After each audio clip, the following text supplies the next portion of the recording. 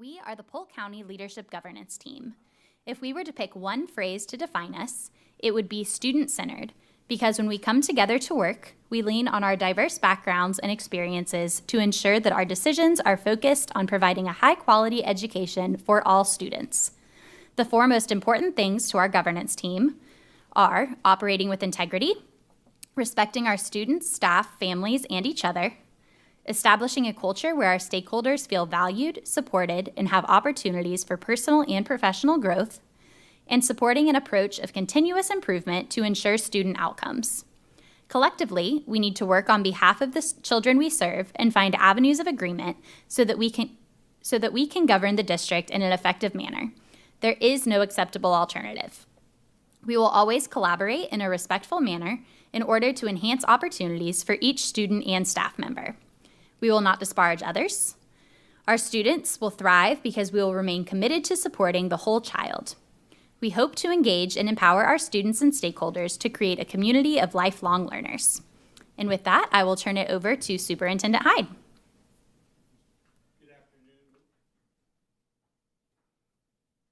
Good afternoon, Madam Chair, members of the board, members of the community and staff. Thank you for being here today for the workshop. We will begin this morning with presentations by two of our community-based groups. First up is the Lakeland Sunrise Rotary Club. We'll be joined by Al Dodson, past president, Levi Stovall, co-chair of the bus program, and Jimmy Lavelle, ambassador to Dixieland Elementary School, and potentially Hardam Tripathi, who is a new member. So, gentlemen, if you're ready, please come to the microphone, and it's your opportunity.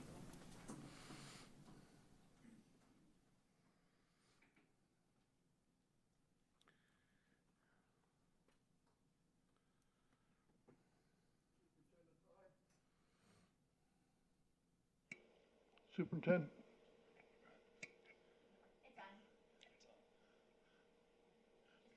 They'll adjust the volume. They'll adjust the volume.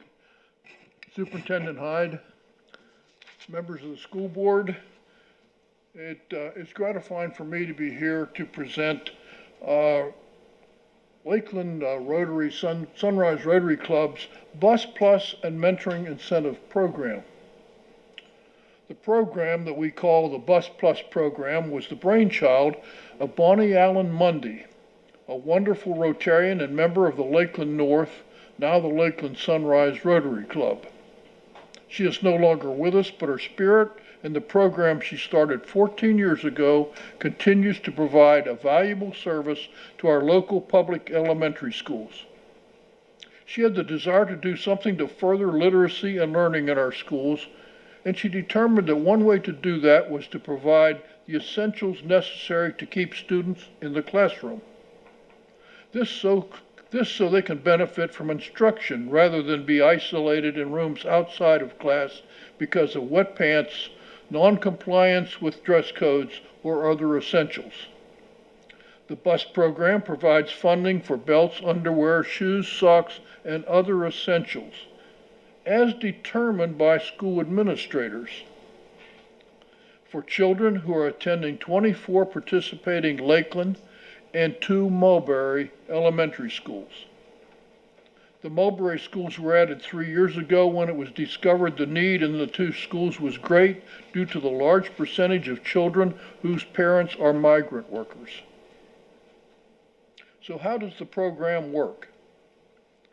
At the beginning of each school year, principals receive a letter from our club to confirm the school's continued interest in the program and to introduce the program to new principals. The principals are informed that they will soon be contacted by one of our ambassadors. We call them ambassadors because we want them to establish a relationship with their schools. Members of the Rotary Club volunteer to serve as ambassadors to one or more of the schools in the program. This is a very important component of the bus program because the role of the club member ambassador is to maintain contact with the respective school and to determine if funding is being made available, utilized properly, and if there are other ways we can assist the individual school. 6 or 7 years ago, our ambassador to Crystal Lake Elementary learned that Crystal Lake had established a mentoring program, but had no money to provide incentives or rewards for students in the program. We now provide funding for mentoring programs in 4 schools. A principal at Griffin mentioned to our ambassador that they needed a wheelchair, a rolling chair. Just so happened that his mother-in-law had recently passed away, and an almost new rolling chair was donated to the school. 15 of our club members serve as ambassadors, and virtually every club member is involved in our fundraising efforts. Club member ambassadors are finding other ways to assist our schools by volunteering to read and or tutor at several of our schools. Club member Larry Turkowitz was the Volunteer of the Year at Dixieland Elementary for the 2018-2019 school year. This year, club members will be participating in the Great American Teach-In at Medela Elementary. 2 of our club member ambassadors have served on a school strategic action committee. Last year, 4 of our members mentored students at Crystal Lake in a Big Brother program. Club member ambassadors are finding the bus and the mentoring programs are coordinated and funded at the county level by direct contact with the Senior Coordinator Strategic Partnership with Jeanette Crowley, and at each school through its principal or the principal's designated contact. This contact in most cases has either been school guidance or school nurse, or in a few cases, the principal's secretary. We want to thank Jeanette for working so well with us on this program. Current method to financially support the program is our Fund Clays Shoot fundraiser. It raises funds to provide support for all of our local community and international programs. We have been fortunate to find a grant opportunity that helps us fund the bus program. We have developed rules for schools bus project, rules for schools mentoring project, instructions for our ambassadors, a school contact liaison list, and other control documents. We use Microsoft Excel spreadsheets to account for our funding for each individual school. I have provided you with a copy of these documents.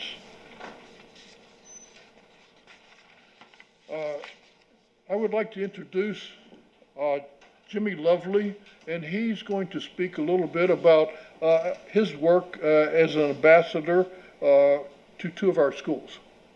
Jimmy.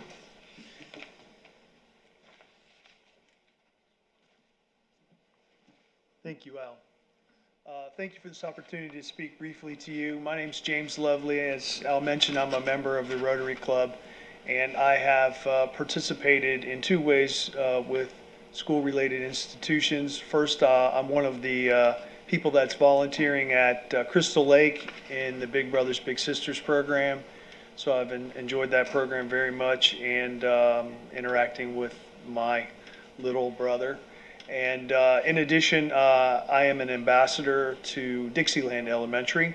And so briefly, part of the role of an ambassador is to reach out to the administration at the school. In my case, I have interacted with the principal, the vice principal, and the financial secretary at the school. In the case of Dixieland, not only was I a new ambassador to the school, but there was also turnover in the administration. So there's a period of sort of mutual engagement to introduce each other and also to explain how the program operates. And then Dixieland, in many respects, has been blessed by a lot of community support.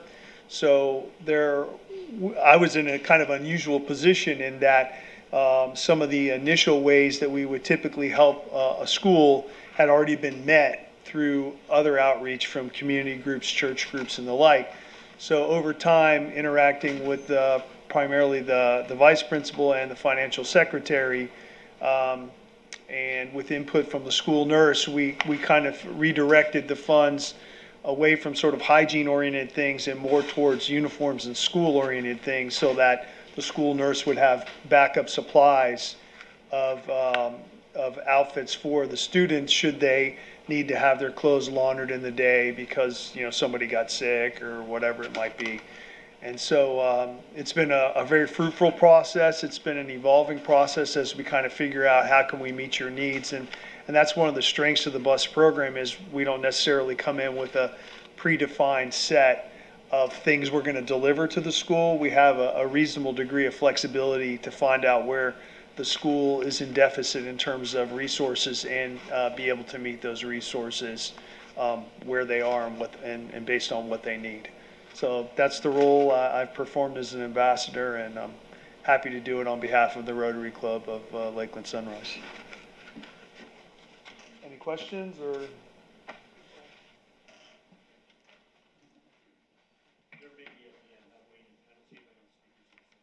Okay. Well, thank you all for the opportunity to come and share with each of you the opportunities we're able to bless each of our elementary Title I public schools with. My name's Levi Stovall, and I've served with Al Dotson as co-chair for the program committee and also through the bus program. And besides the resources that we immediately provide through the credit card for the elementary schools, we also have hosted a back-to-school backpacking party, which is similar, as you all may know, as Kids Pack. I also work for One More Child, and we partnered with One More Child, and together as a club, we had about a turnout of 60+ members, family members, and other community leaders turn out to help us pack a total of 6,400 meals. We distributed all those meals to 7 different schools: Cumbie Academy of Design and Engineering, Crystal Lake Elementary, Edgar L. Paget, Oscar J. Pope, Valley View, and Jesse Keene, and also Winston Academy of Design and Engineering. And we look forward to other partnering possibilities in the future that we can all come together as Rotarians and community leaders to make a difference. Thank you. Is there any questions? That's all we have. This time, the only, I see Mr. Miller has requested to either make comment or to ask questions. As a Kiwanian, I appreciate the Rotary Club and what they're doing for students. I know that belts and those items that you're providing, socks, are what's needed the most. I also want to remind people about the Rotary pledge, because I think it's very useful in everybody's society, in all society. to make sure things that we're doing is the truth and it's fair to all concerned. And also providing goodwill, what we're doing to make better friendships. And will it be beneficial to all concerned? And I think what you're doing today shows that you care about the students and society, and we're all benefiting from that. So thank you.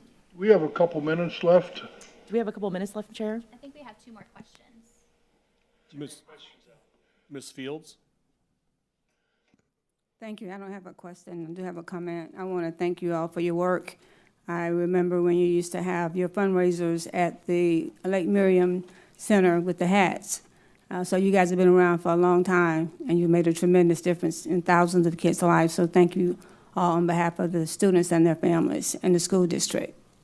I wanted to mention, I'm glad you mentioned that because I have a picture here for you Really? of you and Gal with Wow. 2 of our Rotary District governors, because you came to one of our Mad Hatter events, 1 or more, and you served as a judge in the hat contest. Yes, sir. I remember that. I have a picture for you.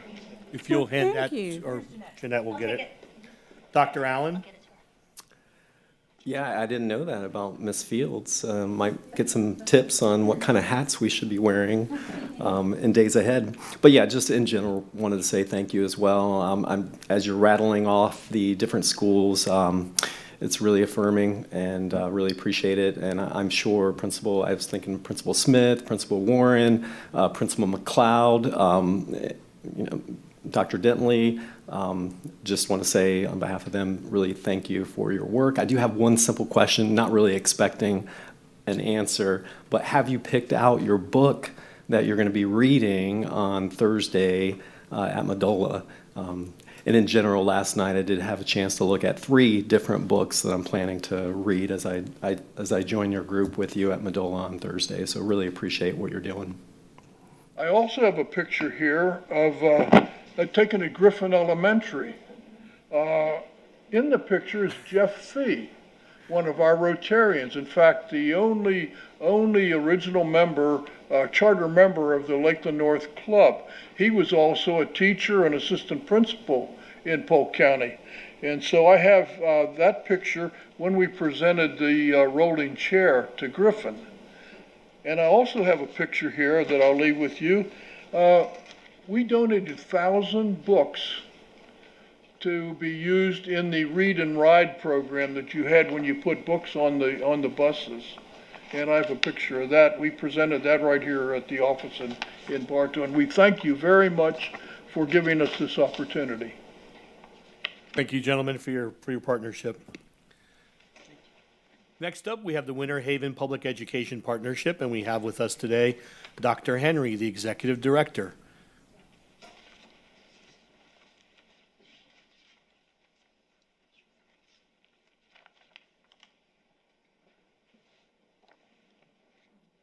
Good afternoon, Dr. Henry. Good afternoon.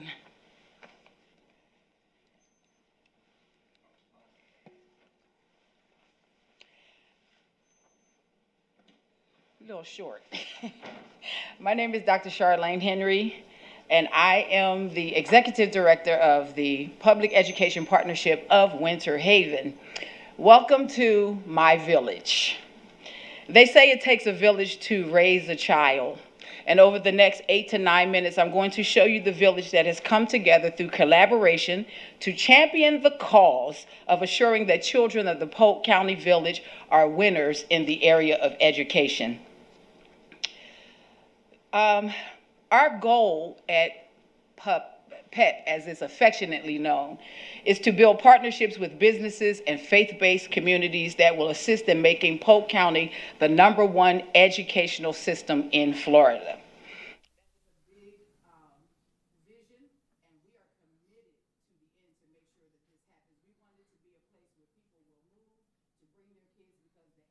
That we're offering to them is high, top-notch, and that is something that we are really striving to make sure we aspire to achieve. I want to talk to you about Ready, Set, Read. Currently, Ready, Set, Read is housed in Garner Elementary, which is in their 2nd year of the program, and also in Garden Grove Elementary, who is currently in their 4th year. The program runs from September to May, 2 days per week from 8 a.m. to 12 noon.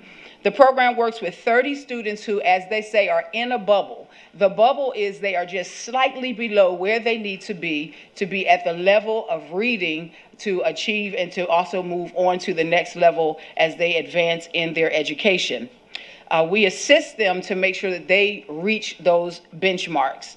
The third school in line that is waiting patiently for the program is Elbert Elementary, and we are working from a funding standpoint to make sure that we can put that program in the school. Our desire is to see that program reach as many communities in Polk County as possible. We also have our high school partnerships. The Public Education Partnership also supports the efforts and the educational efforts of high school students. In Winter Haven High School, as well as Lake Regent High School. We paid to start the Cambridge program at the Winter Haven High School. The Cambridge program is an advanced curriculum program. PEP supports both high schools in the academy programs, mostly providing needed equipment to afford students the opportunity to complete their programs of study. One example of this is that we provided a commercial grade popcorn machine to the school in order for the culinary program to have the students advance and to complete what was needed in the culinary program. They didn't just complete their educational coursework, but they were able to use that popcorn machine as a fundraiser to buy additional equipment that the culinary art program needed for the school. We want to talk about the Learning Center. The Learning Center. We work in elementary schools, and in the elementary schools, we have where it all started, what they call the PEP Center. We work with children in 8 different schools, and these schools include Garner Elementary, Elbert Elementary, Brigham Academy, Garden Grove, Jesuit School of the Arts, Lake Ship Elementary, Lena Vista, and Bethune Academy. Students from these students attend an after-school program that provide assistance in the area of reading, math, science, and even homework assistance. During the 4 weeks of the summer, the Learning Center offers a summer science camp as well as a reading camp that operates from 1 p.m. to 4 p.m. One of our village partners also offers during the summer Camp Ready. It is a program designed to assist children in being ready for kindergarten. The program runs from 8:15 a.m. to noon, 8 weeks during that summer program. In addition to those things, we also offer enrichment classes. And in those enrichment classes, we offer things like yoga and meditation. We know if we can get the children centered, that they will be able to focus more so they can absorb what is being taught to them. We also offer piano and music classes. Sometimes with some of our children, because of their hyperactivity and some of the issues that they come to the center with, we found that it is easy not to approach education from the front door sometimes, but through the back door. And so while we're teaching them piano, they're actually learning math, because you have to know what a 4/4 time signature is. You have to know what a 2/4 time signature is. They're also learning reading, because as they're reading the musical scores that we put in front of them, they're learning to also read. So there are some other ways that we offer opportunity to them in addition to having fun and cultivating the artistic students that we also reach every single day. The PEP Village would not be successful without the support of our community partners. Partners like the City of Winter Haven, Polk State College, the Heart for Winter Haven, the Learning Resource Center, Winter Haven Chamber of Commerce, RSVP Polk, Polk Vision, Volunteer Polk, Growing Positivity. The village also would not be successful without the partnership of our church and religious community. So we have Freedom Church, City Without Walls Church, the First Baptist Church. We would also not be successful without our business partners, the Winter Haven Recreation and Cultural Center, Caribbean Run Stop Restaurant, the BG Empowerment Alliance. We are endeavoring to continue to enlarge the village by incorporating more people to get involved in the mission, the vision, and the goals of the Public Education Partnership. Several of our partnerships are new, and they have committed to joining our efforts to making sure that we are offering top quality educational opportunities to our children. During COVID, of course, we all lost a little grounds, but we are committed, and since I have come on board, we are committed to re-engaging with the over 40 businesses that supported the efforts of the Public Education Partnership since its inception. In closing, I've only been the executive director of this great organization for 2 months, but I'm honored to be asked to be the forerunner of the village to make sure that all of our kids have a quality education, that the community is engaged, that businesses are engaged, and that we can carry out the vision not only of PEP, but also what the school board would like to see to make Polk County the #1 place for education. There is a movie out. I'm real animated. I'm just me. There's a movie out that says, Wakanda forever. I want to end this by saying, education forever. That is our goal. Thank you so much for your time, and are there any questions? I've got Dr. Wyatt, or Chair Wyatt, sorry. Man, it's the easiest degree I've earned. Thank you, Superintendent Hyde. It is so exciting to have you here as a board member for PEP. I don't think there's anybody more excited than the current PEP board to have you in your seat. But the work that you've done just in the past 2 months to really make sure that there's systems and procedures in place to make sure that, PEP's been around for just over 10 years, but to really put the structures in that'll keep it in place for years and years to come. We're excited to have you on board and excited to continue working with PEP from the school board standpoint. Thank you. Honored to be here. Ms. Miller? I'm just kind of following up with that I appreciate your service to PEP. I'm so inspired by what the Winter Haven community is doing, and I'm hoping the other municipalities will help do that. I think Lakeland's growing in that direction, but to see the community buy into our students is what's vital. So thank you for what you're doing at PEP in Winter Haven. Thank you. Ms. Fields? I want to welcome you, and your passion is obviously there. And I love the theme, education forever. And whatever we can do to help support from a distance, please feel free to reach out. Thank you so much. You're welcome. Well, with that being said, then we'll expect to see everybody at Lip Sync Battle next year. Absolutely. Which took place very recently and was a fabulous opportunity. This year I got to judge. I did not have to perform, which is a very different and much easier thing to accomplish. But I wanted to say thank you because I know I saw you there with your colleagues and others, and it's a great opportunity to raise money in a very fun, entertaining environment. And it was great to see so many people participate from various aspects of our community, from school leaders to Yes. community leaders.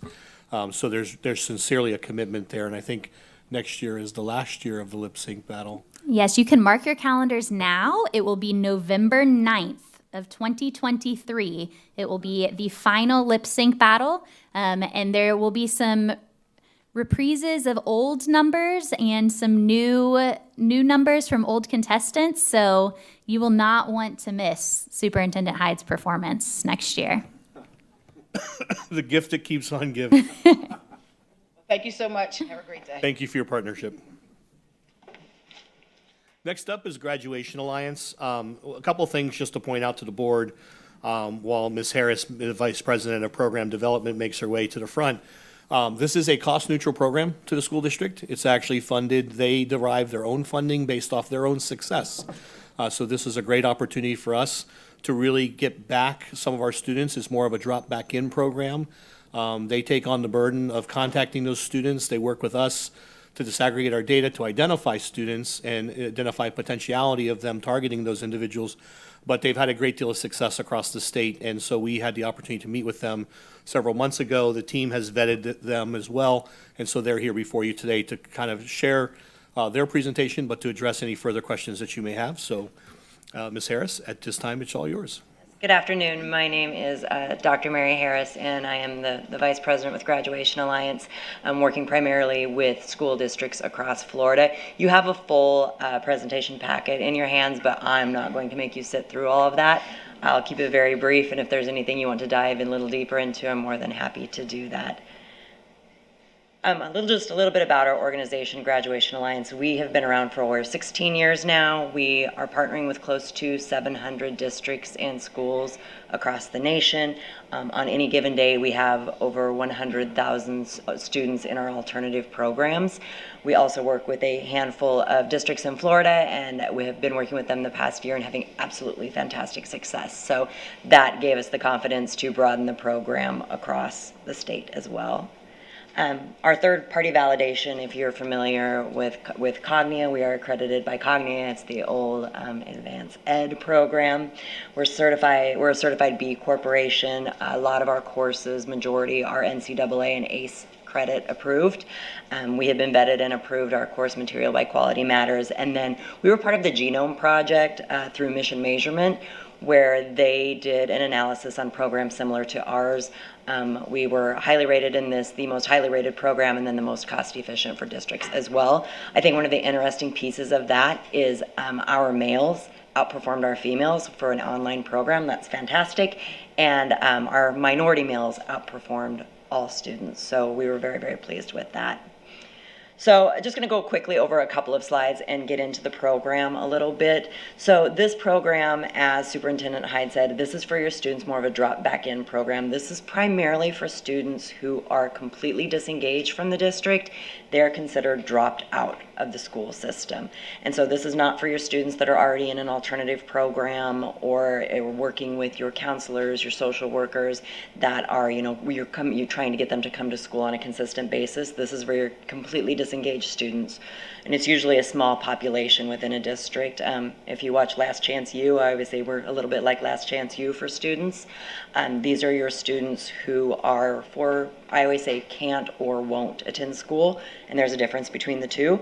You have your students who can't, so we work with a lot of single parents as students that are having to stay home with their children, or they cannot provide daycare, so it's prohibiting them from coming to school.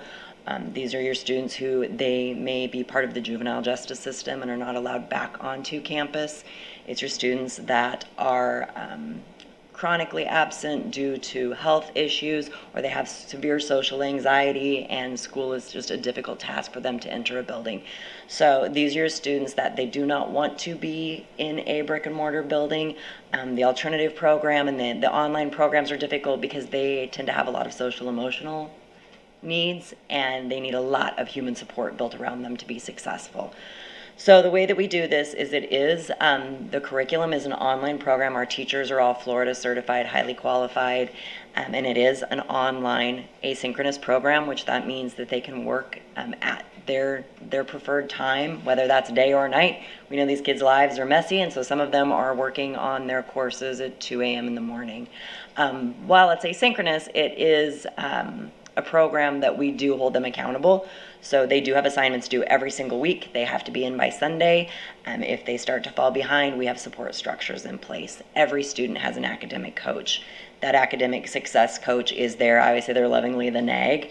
They're the one that's calling them, texting them, having those online meetings with them every day. They really help them with pace and progress to get them on track to graduate in cohort. They will be the ones that are checking assignments, making sure they're tuned in. They're going to teach them study skills, organizational skills, and resource finding skills. So how do they tap into resources to help them be a better student and a community member? Those are both virtual. We know these students need some personal face-to-face support as well. So we have a local advocate placed in the community. This local advocate meets with students at a bare minimum twice a month. One, it's a social outing for students to get to be around other students, even though they're on an online program. Two, they're going to be able to help them with any coursework that they need, help them fill out FAFSA, job applications, those types of things that they may not have that support at home in doing. But for us, it's getting eyes on these students in a personal setting. Is there housing insecurity, food insecurity? Are we starting to notice signs of behavioral issues? We have found signs of abuse, and so then we help them get the resources they need from the community to get them back on the track. Because you all know, if their needs are not met on a very personal Maslow's hierarchy of need, they're not going to be successful in their education. So that's the robust human support around these students to help them earn their credits back, get them back on track for their education and towards graduation. We have some technical supports as well. We have 24/7 tutors. Not all of our academic coaches are experts in algebra, so at any point in time, 24 hours a day, they can access a live tutor that can help them with their assignments. We also provide them a Wi-Fi and hotspot-enabled laptop. This is just part of our program. It's not any footprint on the district. If they break it, sell it, can't log in, all the things that kids do, we have our IT support team to assist with that. So that's the 360 degrees of support. The next piece is how this program actually works. So the way that this works is your district would provide us a list of students. We are a Florida Department of Education VIP approved program. And so what that means is we have worked with the Department of Education to make sure this is cost neutral for districts. And that comes with some guidelines, of course. And so we have a coding list of students that we can accept into the program. So it's going to be your DNE and a lot of your W coded students. The district understands those codes very, very well. They provide us a list of those students that meet those code proficiencies, and then we deploy our engagement team to go and find these. A lot of these students may have not been in school for a couple of years. Some may have dropped out last week. And so we know that you have exhausted all resources to try to get in touch with these kids to get them back, and these are your ones you've not been successful. So what we do is we deploy our engagement team. Our engagement team has a multimodal approach where they actually go and find these students. We take the last emergency contact. We have some really pretty cool data sharing points where we can find the newest phone number, the newest address of these students, even if the district may not have it. Once we locate those students, we have a conversation with them, understand their barriers, why they have not been in school, try to work with them to see if our program would be a good fit for them. If they do agree with that, then of course we're going to come back to the district and ask permission to enroll them in the program because we are a program of the district. Now, there are students that, they have either moved out of the district, they've enrolled in another school, they are now an online student and didn't notify the district. So the kind of cool thing is you get all that mobility data back. So we come back to you with all of that data so you can update your records. We will do record retrieval with these students. So even if they're not proud of the program, you get to update your records on where these students are at in their education journey. So that is how we find students once they're enrolled. Then, of course, we link them with their academic coach. We help them do a transcript request. We understand what courses they need to graduate and put them on a path for success in the quickest way possible to help them recover their credits. Like I said, our curriculum is all online, but the teachers work one-on-one. They will work in small groups. They are really accessible to the students at their need. Each student also has access to a post-secondary workforce development program. They can come away with this with certifications. We spend a lot of time teaching financial literacy and, quite frankly, teaching the difference between a job and a career. Most students don't know that or understand the difference, so we want them to come out with a post-graduation plan as part of that. Like I said, this is district-led, so we work very closely with the district. Once they have gotten back and have recovered all of their credits, we work with the district to transfer those back, and they will actually graduate with a diploma from Polk County. So not from our program. We think it's very important that they walk away with a diploma from your district because they will remain your student and help raise your graduation rate as well by bringing them back.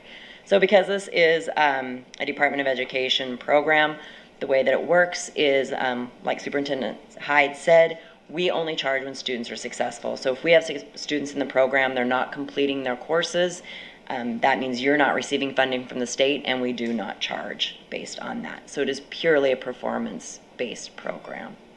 So I'm going to pause there. Any questions for me?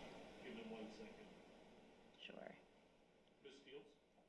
I might have missed it, but you said there's no cost unless the students perform. What is the cost if they do perform? Yeah, so it's reclaimed funding based on the state funding per student. So when you receive your funding from the state for that student enrolling back into the district, we use the FTE funding model for that. And so depending on the number of students you have in the program, we will take a portion of that reclaimed funding, and then the district will keep a portion of that just to cover some of the data and bookkeeping costs that are involved as well.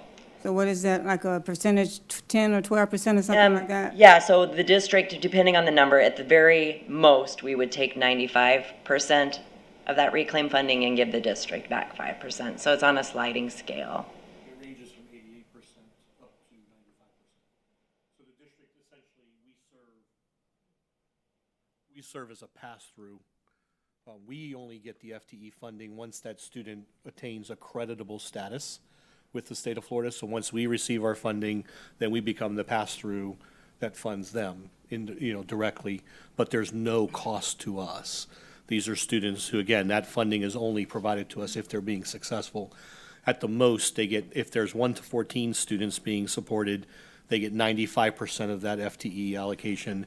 If there are 100 students, they get 88%. So there's an efficiency of scale, whereas the more students we have in this program that are being successful, actually, the more money the district gets to retain of the FTE balance, so. So another question that I have is, this is basically going to be another tool to place in our toolbox for students that's not engaged? Correct. For students who we have somehow failed to engage in through a different program, this becomes yet another option for others.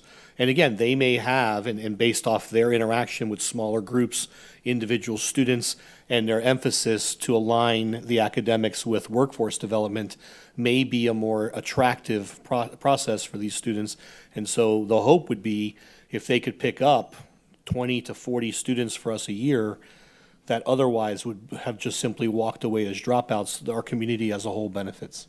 Right. And then my last question is, what is the history of this agency? Do you have a history? So I can provide the data from some of their other school districts, because again, they do have a national presence, and they do have a presence here in Florida. So we can get some case study data for you if you'd like to see that. Thank you. Yes, ma'am.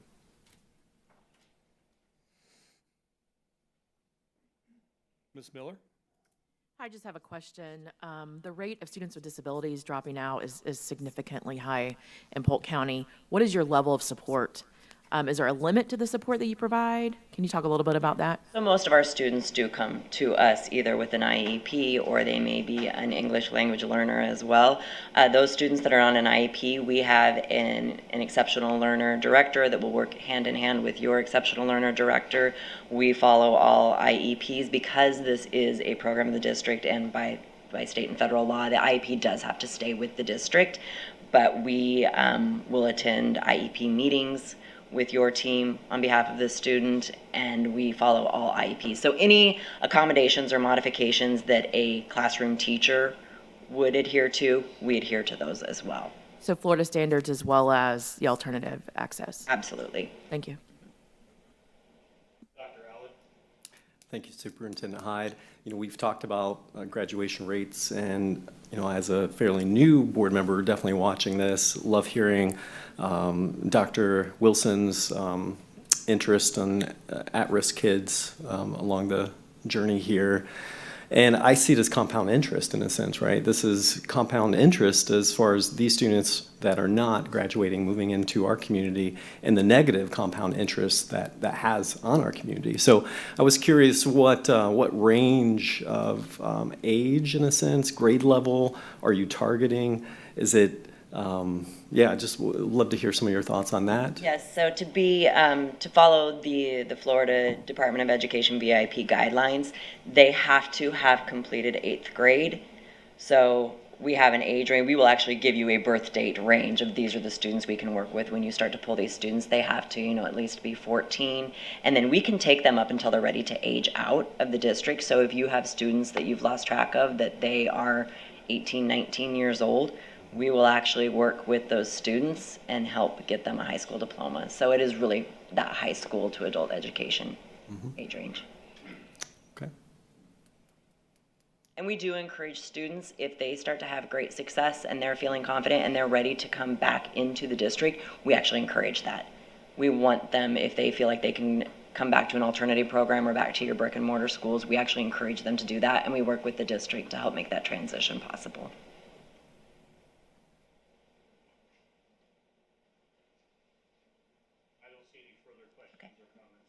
So I don't know if you want to continue with, if there's anything else left in the presentation. The only thing I would ask is if you could send me some additional data points or some case studies so I can share that with the members of the board based off Ms. Fields' inquiry. Yes, I will share some of our national and then our Florida school districts as well.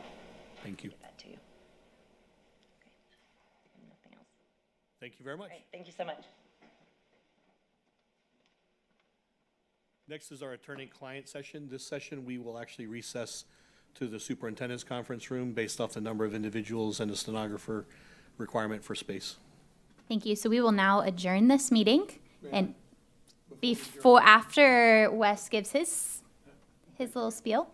Yes, I needed to interrupt because the law requires that when we do this, that we make an announcement on the record. Chapter 286 Florida statutes allows the school board to meet with its attorney privately to discuss matters that have to do with litigation strategy and settlement negotiations. We announced at a previous school board meeting that we would be having this session today, and that has been published as required by law. People that will be present will be the members of the school board, myself, Jim Valenti, who's representing the district in this matter, superintendent, and the administrative assistant to the board and to the superintendent. The entire matter will be recorded by a court reporter, and at the conclusion of the litigation, the transcript of that will be attached to the record and will be a public record. We had set aside an hour. I don't think it's going to take an hour. I've learned not to be overly optimistic, but I'm hopeful that we can get this done in about a half hour. We're going to do it down in the superintendent's large conference room. But for the record, those are the people who will be attending, and we'll go down and get that done as expeditiously as possible. Thank you, Wes. And we will be back once it is concluded. Me too.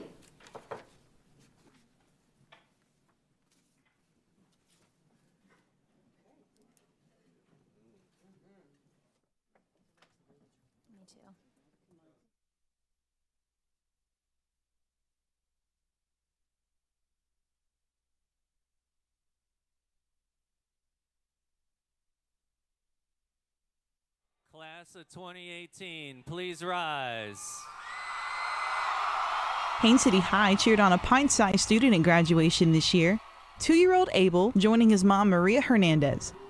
Abel's been a part of Haines City's on-campus childcare program since his infancy. He woke up with me every morning. A baby of 3 months shouldn't be having to come to school and waking up early in the morning, and I feel it's a big thing for him too, you know. Open the door.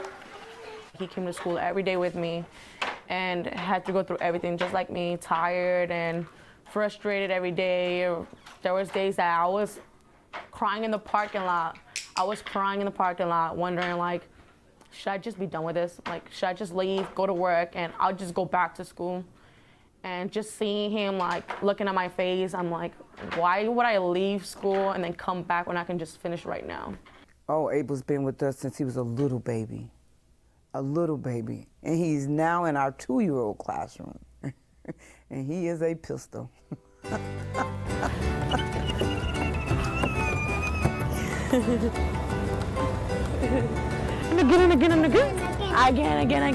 Ready, set, go. The school's free childcare program offered Maria a spark of hope, with on-campus services putting her education within reach.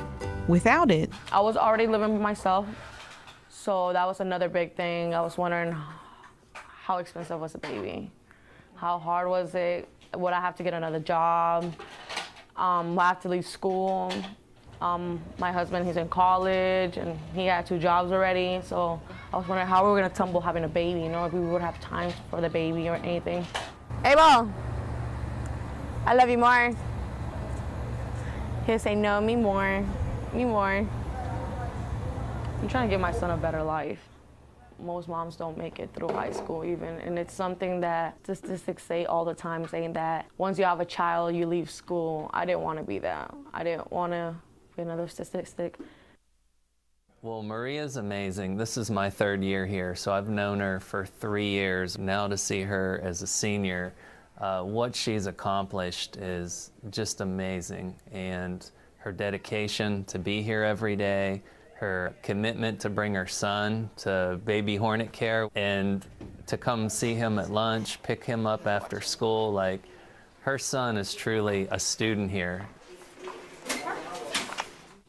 They try to teach him the basics, colors, letters. He's very smart.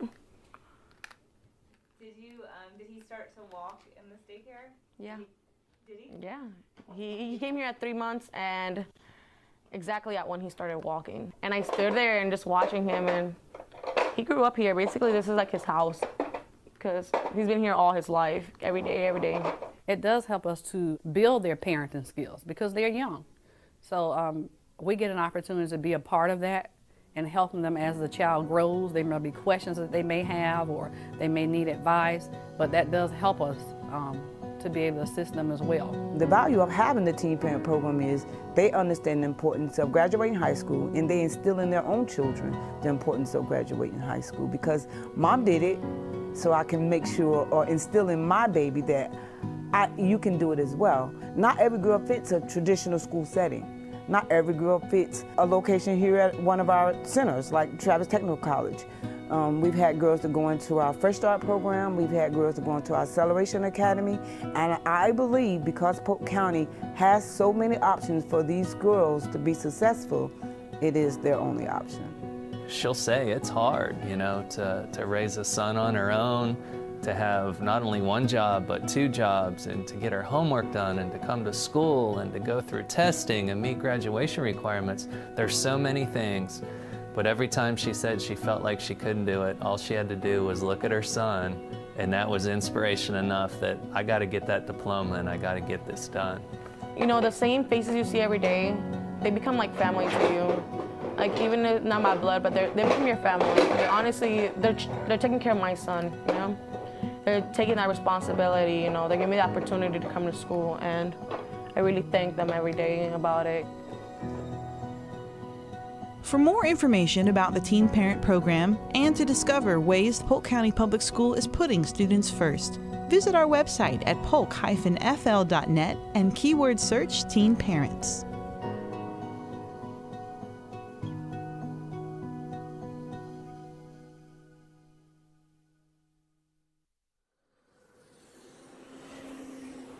Welcome to Electrathon, a competition in design and engineering where builders race their own electric vehicles. And it's not just for the pros. High school students across the Bay Area race to compete, including teams from right here in Polk County. And there's one class which propels towards lanes without limits.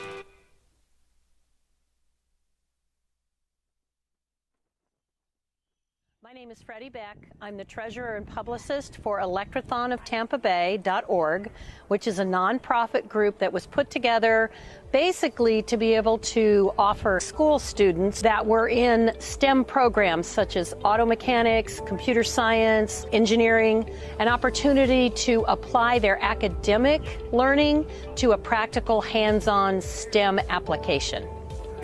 STEM and Electrathon are hand in hand. You got to design the car, you got to build it, then you have to sit there and make sure it runs and it's safe. The competition paves the way for students to enhance skills in math, algebra, physics, computer science, and business management. It was STEM before we knew about STEM. Electrathon founder Ken Fialos realized its application to STEM students, so he brought the competition to life in 2008. For one, it was relatively economical. It had the allure of being for every child. It wasn't long after that, Electrathon of Tampa Bay drew in teachers seeking real-world experiences to line up with classroom curriculum. We just went to our schools and we talked to teachers who were really interested in a hands-on approach to STEM, and it just took off from there. Mulberry High School's engineering teacher, Todd Thuma, saw the opportunity and knew he had to take it. First one's third, second one's second, third one's first, fourth one's first, fifth one's first. Knock on wood, we keep doing that. We're trying to form an umbrella academy between automotive and engineering and robotics. And I thought our work with Electrathon would be a great way to bring engineering and automotive together. The race tests technical skills, leadership, and luck.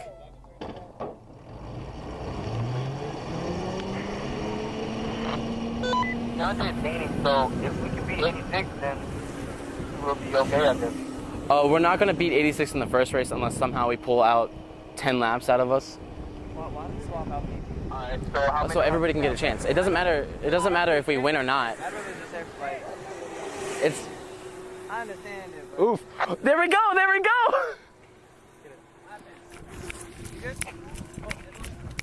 You guys good? You guys need any help? Okay. I think he just literally shot his battery right now. I can't laugh. It's bad. Mulberry, Simmons, Brooks, and Leonard. Mulberry had 88 laps, and they won the first heat. What goes on through my head behind the wheel? Watch my mirrors, and I'm okay. I'm okay. And just breathe. There's all kinds of things that come into play to make a competitive car. You can only run one set of batteries in one race. They decided to put the batteries on the side so it evens out the weight, because one of the biggest problems we had with the other car was the weight distribution. I'm worried about the turns for the race, because you take a turn too sharp, you spin out, you flip. Part of that design is aerodynamics and rolling resistance. The cars all have electronic motor controllers on there that can be programmed. The gear ratios are different, the driving techniques are different, the battery management is different. I'm just hoping that we don't pop a tire again. Pop tires, flipped vehicles, and engine failures challenge drivers on the track. But for the Mulberry team, conflicts are always seen as opportunities to grow. I've seen improvements in some of the children's lives because they were able to belong to something. They didn't have to be 6'3" and run the 40-yard dash in 10 seconds. They could be part of something. So I did see kids open up and blossom. You learn through adversity, through problems. When we lose, we like, okay, so what went wrong and how do we fix it? We basically adapt. We don't really have to win to have fun. I recently have gotten onto the team, but even then, they weren't what they are now. Now they're more communicative and they work together, they don't argue like they used to. The passion that I have for doing all of this kind of started with this class. I didn't know anything about this class or anything. I just kind of got thrown into it. And I heard about this class and I thought it was a really good opportunity, so I took it. Then I started thinking, well, if I can learn the hardest part of the car, I can just make my own car. Since my first race, I believe I have grown as a person by doing stuff step by step and doing it fast and efficiently. I believe that they can bring it from a hobby, from a once-a-month Saturday thing, to like a professional tournament type of thing. I really believe that they can do it because they're getting better every time they do it.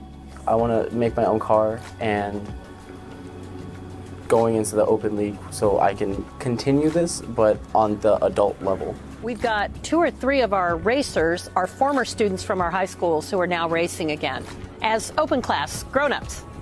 So it had to have been fun or they wouldn't have come back. The skills and knowledge gained in competition push students to become the industrial athletes of the future. And now, the Mulberry team is that much closer to passing class industry certification exams that will expand opportunities in technical trades and professional careers. And all their hard work has opened new doors for bigger opportunities in the future. Next year will be our first year with Engineering 3, and so we will actually do some of the things that we need to do to build a car next year in Engineering 3. We bought this one with the intention of using this to help build our next one. We want to run 2 cars. We're going to give the loaner over to George Jenkins. So not only will they have the means to build their own car by the next school year, but they've just received word that they're being invited to the big show at Daytona International Speedway. I'm part of something called the Great American Celebration of Speed, and that's going to be at the world-famous Daytona International Speedway. As part of our event, we're inviting the great sanctioning bodies of the world. Everybody's familiar with NASCAR and Indy and the Rolex cars, and Formula One, and Formula E, which is electric cars. They're also inviting Electrothon, Here, they will be able to immerse themselves into the world of racing and listen to symposiums led by iconic figures in the industry. This is something very, very special to us because we're looking towards the future. You take Mulberry High School and the things I've learned about it. Here's kids sitting at home playing video games. You guys are out there doing things. You're the future of it. A future generation getting their start right here. And as aspiring students, like those in Mr. Thuma's class, search for new open lanes, they can someday look back and remember the place that started it all. One facet, one race, one lesson at a time.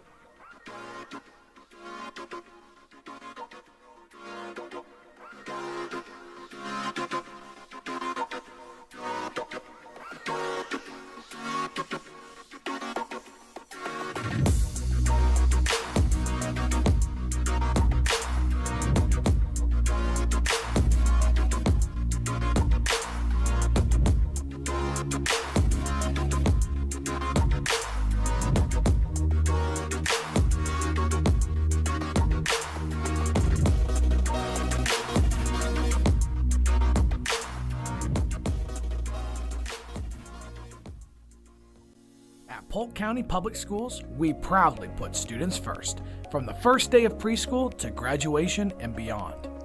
For high school students with disabilities who need just a little extra help, our staff gets them access to the world of work and on-the-job training outside of the classroom even after they've graduated with our Transition Services program. They have them at some high schools, and then there are about 5 off-campus sites.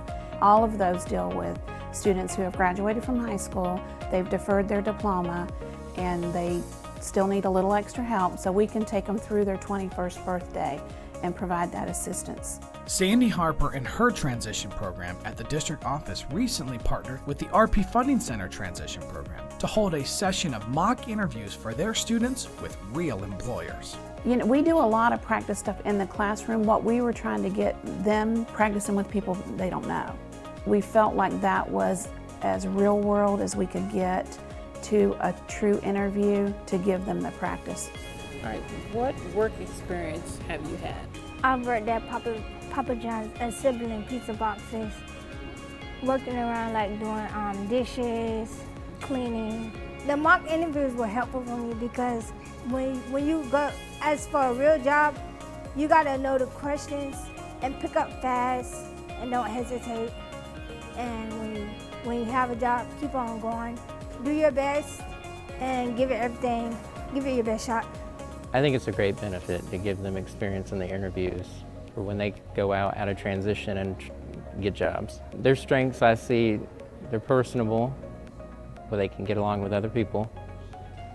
They seem to be able to manage their positions that they hold currently at the RP Funding Center and at the district office very well. After the interviews, Sandy goes over the rubric with her students to help them know how to improve for a real interview.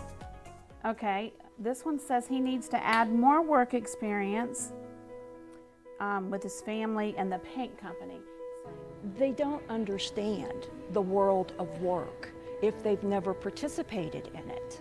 And the young people who have had the opportunity of participating in transition, they've been able to have that experience.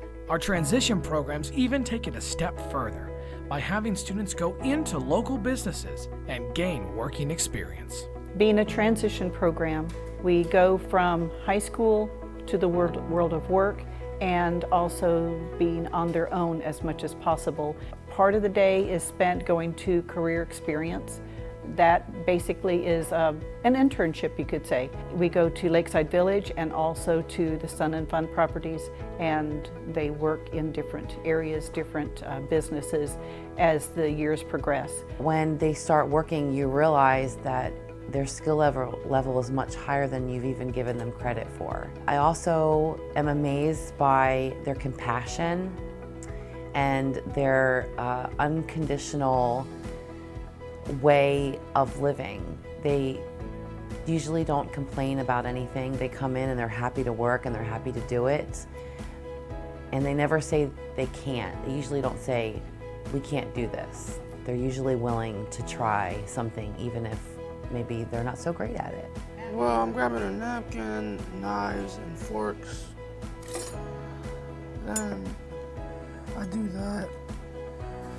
It's fun to do it. It's really fun. Either I wanna do bagging at Publix or work here for one of my jobs if I ever get one. Well, they go in, they know exactly what they need to do. They start their job without asking the boss.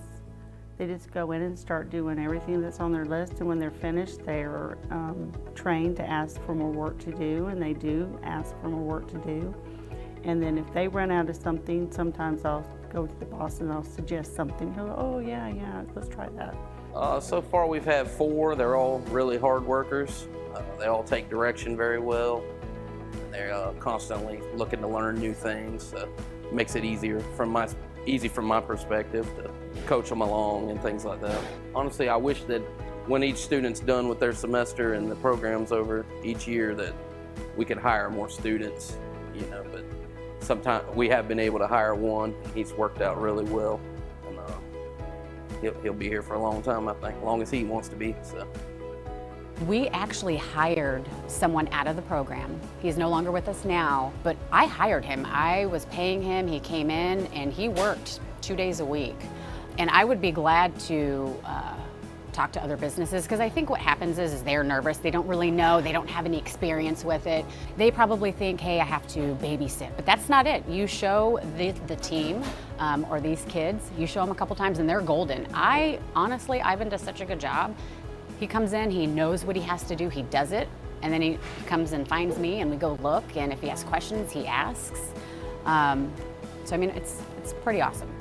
Another success story from the transition program is Ryder, who has been working at Grillsmith at Lakeside Village for 5 years thanks to his time in the transition program. Having a job, and for me, it's being more independent for myself. I don't have to rely on my mom and dad driving me here and picking me up. I can get my own rides. I'm more independent now, so I can do the things that I want to do and save money for what I do with my family. The transition programs of Polk County Public Schools prepare students to be successful in the workforce and shows the businesses of Polk County the talent and drive of our students with disabilities. We're always looking for the students to learn and gain experiences. However, what I often see is that people that are working in the businesses probably learn more from our students and have a better understanding of their capabilities and what students with disabilities can truly do. The students that we work with are reliable, they really want to work, and they'll probably be some of the best employees for different business owners throughout our district. I want employers to know I'm very good at being a janitor.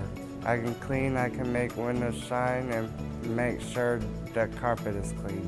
The benefits go kind of unnoticed during our busy season because they're doing their thing every day.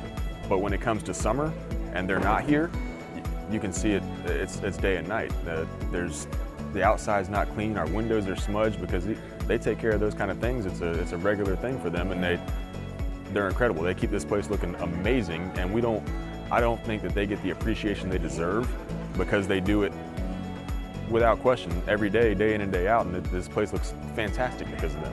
They put 125% into it, and I actually get to see joy come out of them. They get to learn, and they're actually learning new things. So when they come in the door on Wednesdays and Fridays, they're excited to get to work, and that's what brings me joy and happiness, is to see that they're actually learning and they're excited to do it. To learn more about our transition services or to partner your business with the program, go to our website at polkschoolsfl.com/ESE.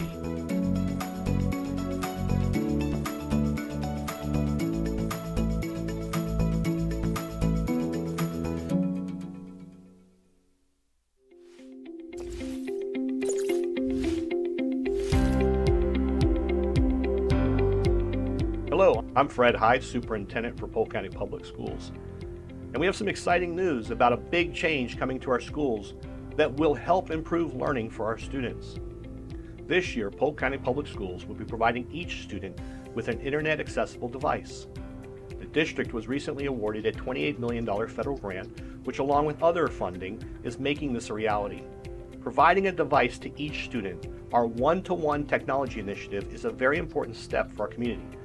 We live in a digital age. To best prepare our students for success in the classroom and beyond, we must provide them with convenient access to technology and help them understand how to use it safely and effectively. Our educators will also be able to develop engaging lessons that take advantage of these devices and maximize instructional time.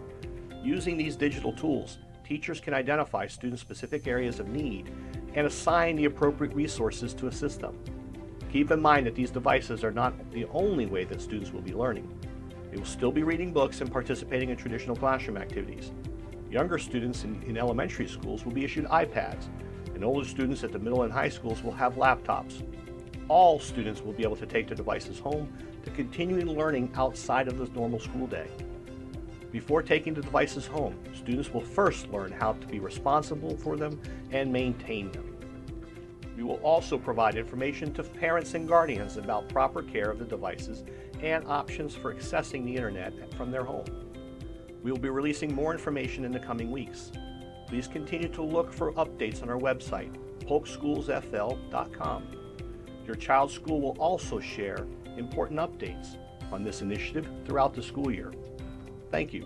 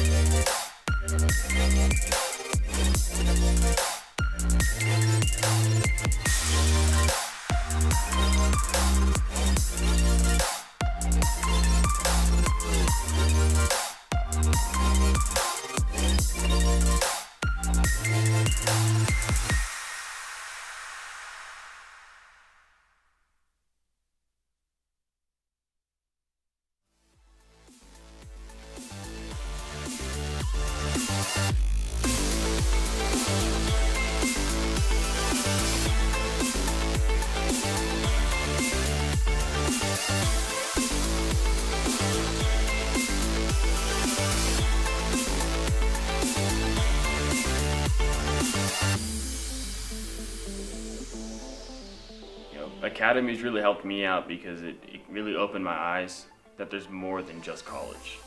And you don't have to go to college to make a lot of money. Granted, yeah, I work hard, but the payout's good, and the sense of me going home and thinking, well, I made a difference. There's a lot of sense of accomplishment when it comes to trades, and that's one thing I noticed that Academies kind of focus on. When we look at career readiness and we look at the jobs that are out there, over 50% of the top jobs that have openings nationwide are medically related. So when our students come out of our programs, they are ready to fill in all of those sorts of positions. We want them to see that there's something out there for each one of them. It's not just learning about the energy industry, you learn how to write resumes and do interviews. So it's not just about working with your hands, it's also teaching you life outside of school and how to get a job.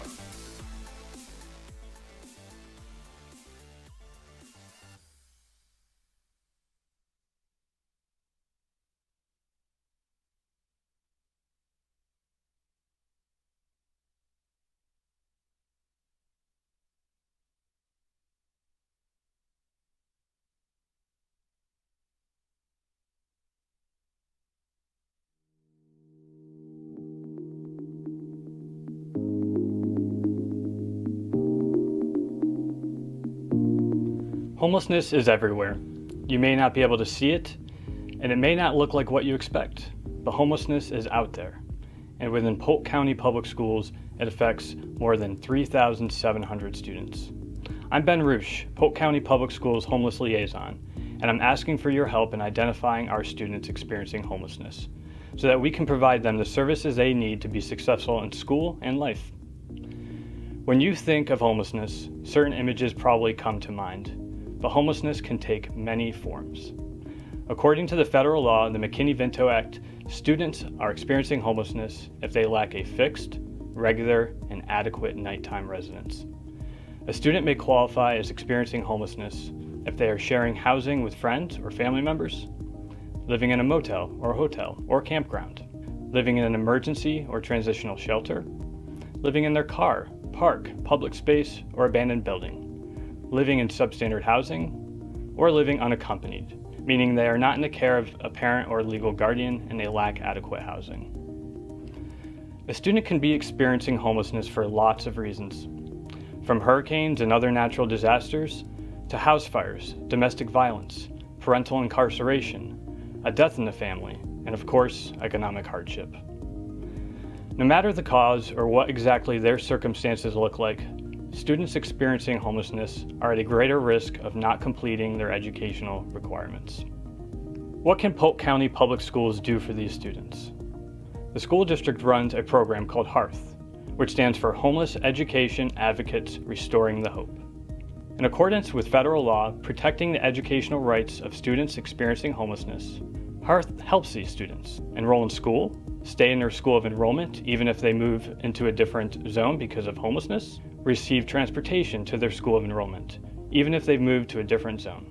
We also provide tutoring service, school readiness items such as uniforms, backpacks, school supplies, and personal hygiene products, van transportation and bus passes for school-related purposes, assistance with health physicals, immunizations, vision, and dental exam, gas, food, and clothing. Whatever our students experiencing homelessness need, we do everything we can to provide it to them.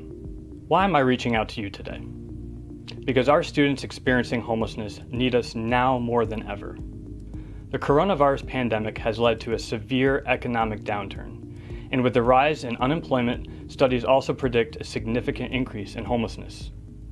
At the same time, more students are participating in remote learning, which may make it more difficult to identify them as experiencing homelessness and provide them with the services they need. If you think you or someone you know may qualify for homeless services, please call 863-457-4709 and visit polkschoolsfl.com/hearth for more information. This pandemic has fractured our society and our economy. Please help us make sure that our students experiencing homelessness don't fall through the cracks. Thank you.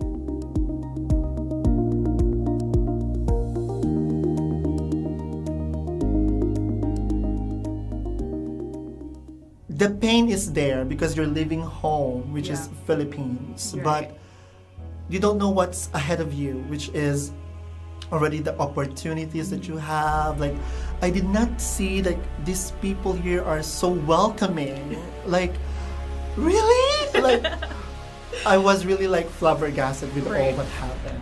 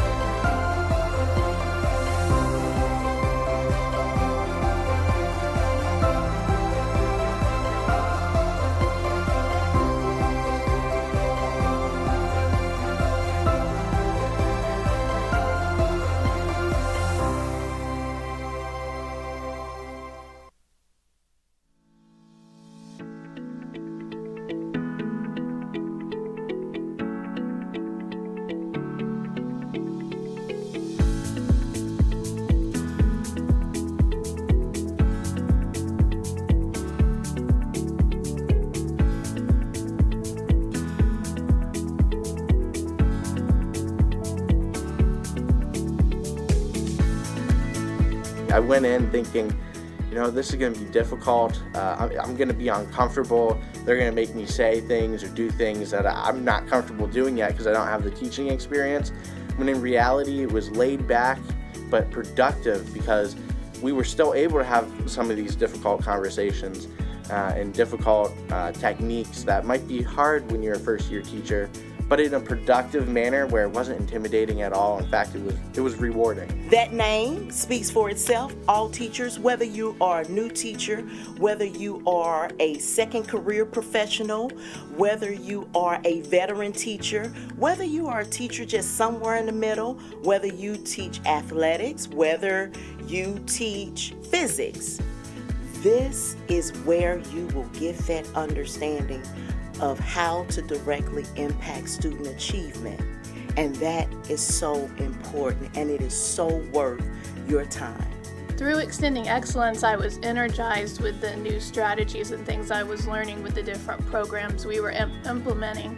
And Catherine, one of my mentees, showed me different technologies she was using in her classroom, and I was able to share some of the different strategies I've used over the years that have worked. And with that, you're building that bridge from one generation of teachers to the next generation of teachers, and that's so important because we can learn so much from each other.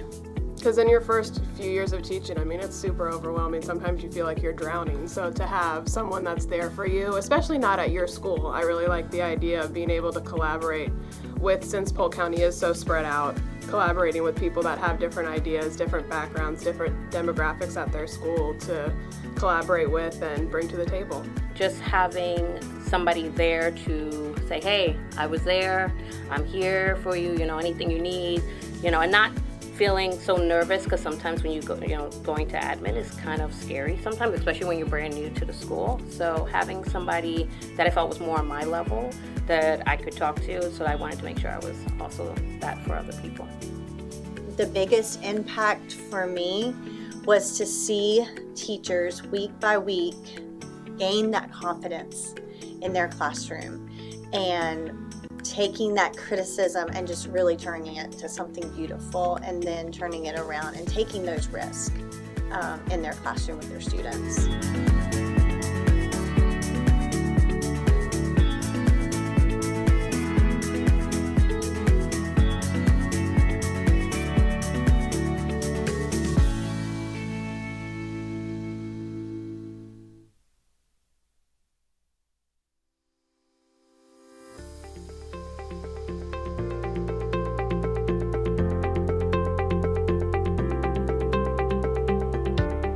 Working for Polk County Public Schools as a bus driver or bus attendant is just a small yet important part of what we do to serve our students.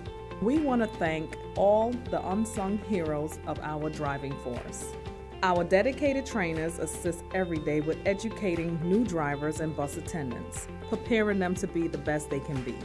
Trainers shine in assisting new hires to become safe and efficient drivers, and they teach bus attendants the essentials of their daily responsibilities. It's more than a job. Our CPR trainers and instructors teach life-saving skills, keeping everyone's certification up to date with continual training. Trainers help with CDL licensing, making sure candidates know the ins and outs of a bus, preparing them to take and pass the commercial driver's license test. Putting our students' safety first is always our top priority. The transportation team thanks everyone for their hard work and the dedication that they give to make sure the job is done. The training department would not be where we are today if it wasn't for the devotion of our trainers. If you are a dedicated, responsible, respectful, patient person with a positive attitude and a desire to help others succeed, then you are exactly who we are looking for in a trainer. Please contact the training department if you are interested in making a positive difference in someone's life.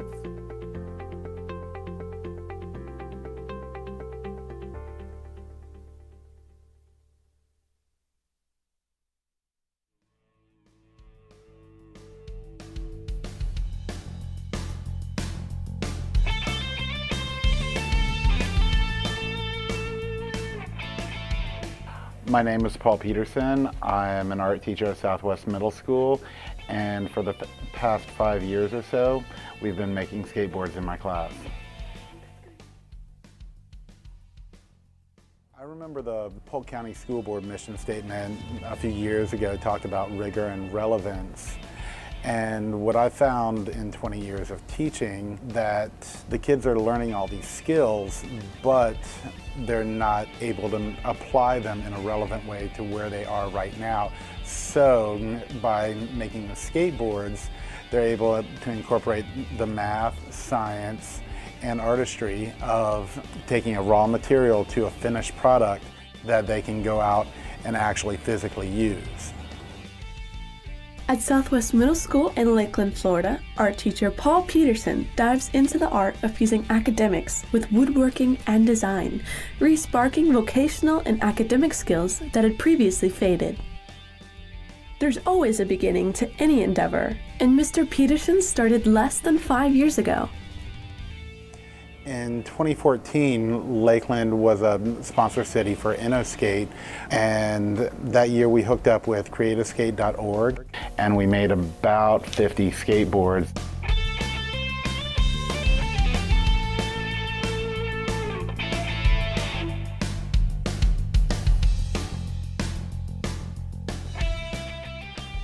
With the will and a way to do so, Peterson regularly involves his students in the physical process of making skateboards, making it a fun and educational experience for everyone. I work with the kids and we design what kind of skate they want to ride for the type of riding they want to do. And we get Baltic birch ply, which is a hardwood that's cut down to a 1/16 of an inch, and we layer 9 layers of them together in a 12-ton hydraulic press.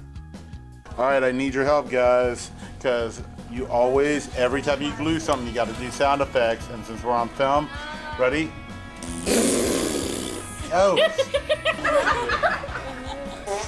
That takes a very thin, relatively flimsy piece of wood and allows us to put curves in it, and by layering so many layers together, it'll support the weight of a full-grown adult.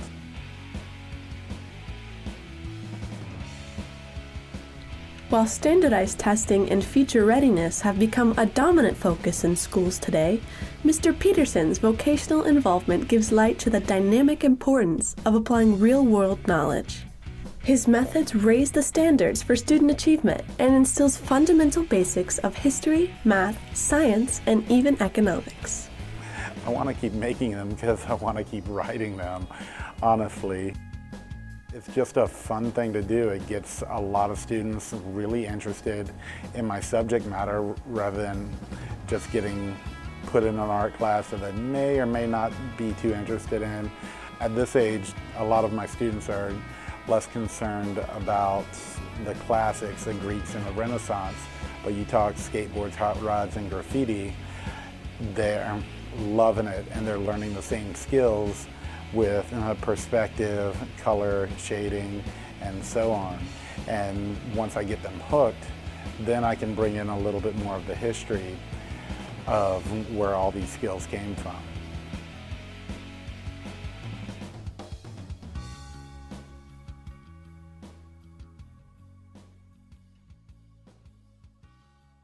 This is my board. I painted it with zombies. Probably took me about a week or two to paint this. This one right here is one of my favorites. Her name is Taylor Haynes. She did this, I believe, her 6th grade going into her 7th grade year, so she is about 12 when she painted this skateboard. Once the kids finish designing, cutting, and painting their board into a final product, they finally get to experience what it's like writing something entirely of their own creation. We kind of have like a freedom to do kind of whatever we want on the boards. Of course, you're not painting on paper or drawing on paper. It's a little different, and if you know how, you can write it and kind of be proud of what you've done. What I found with my students is it really seems to empower them to go out and earn the money to participate in the program themselves rather than asking mom and dad. And the beauty of it is no two skateboards are exactly alike. They work collaboratively in groups, discovering their own talents, intelligence, and self-confidence. All vital ingredients to building a better future of role models, one skateboard at a time.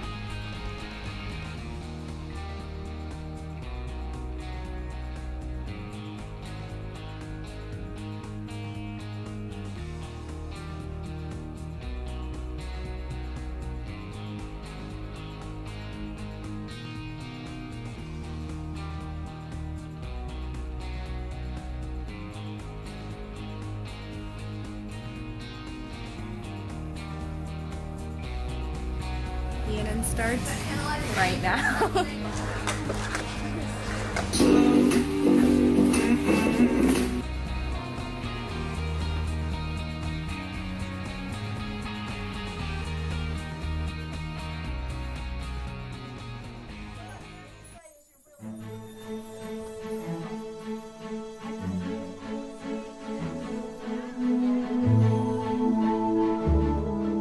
Polk County Public Schools uses the Mindful Schools Grant to introduce social emotion learning through the rhythm of Drumbeat, a positive behavior intervention program now in place at 6 targeted schools. In 2018, we followed Wyatt to learn more about the impact this program is having on students and their families. Well, the difference between a music class and Drumbeat is the fact that in music class, we don't really talk to each other or really, just do as much stuff except for play our instruments, but in Drumbeat we work together in a community, we learn leadership, we build friendships, and that's a really big difference there. 5, 4, 3, 2, everybody back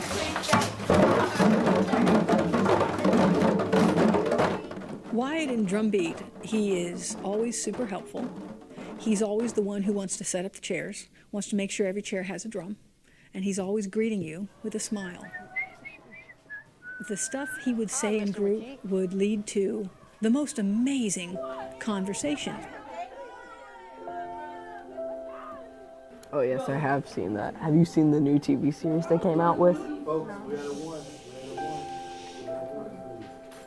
The Drumbeat program to me is just sort of an escape route. If you're one of those fidgety kids, it's a good thing to do. We've been in it for around 6 or 8 weeks, and it's just a fun thing to do. You get to work together with people that you thought you don't know or thought you might never like, and then it just turns out to be that these people might just become really good friends.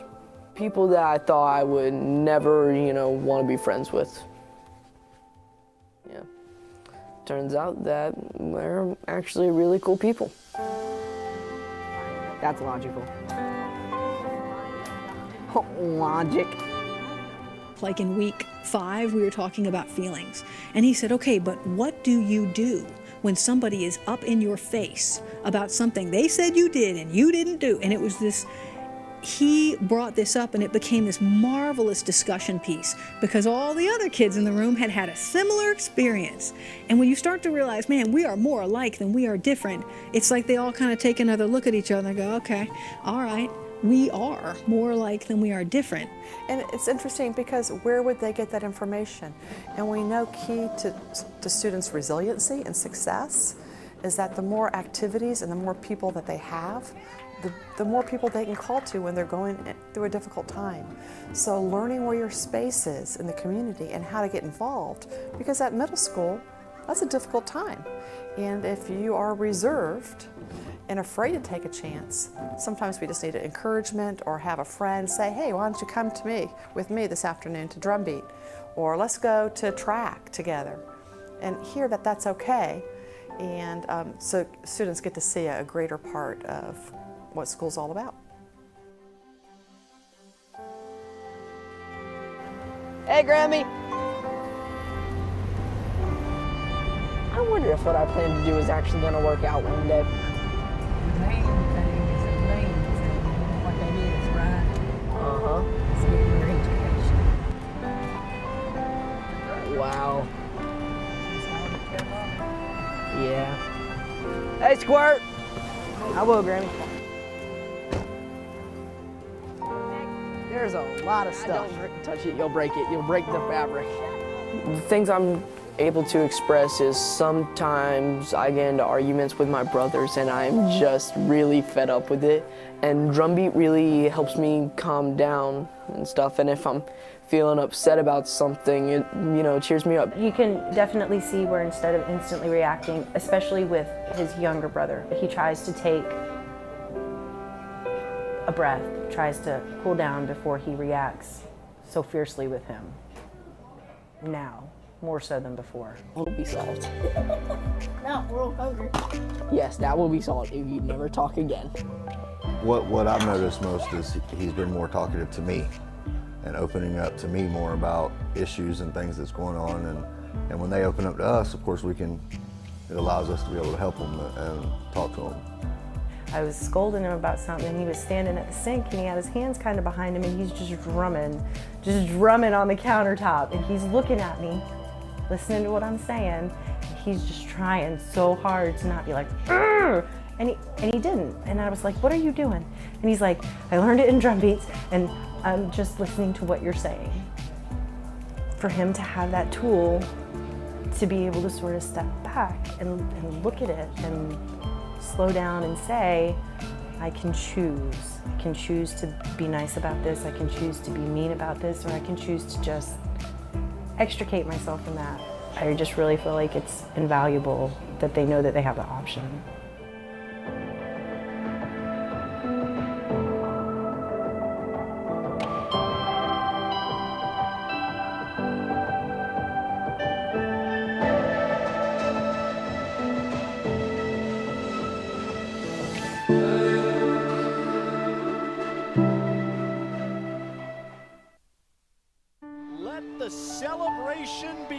There's a new aura over Bryant Stadium, a new air of anticipation that doesn't come from Lakeland's latest state championship football title. It isn't centered around the legacy of their longtime winning coach. 73-year-old Bill Castle, a champion again. It derives from something much smaller than all that, an idea that rippled under the bow of the mighty Dreadnought.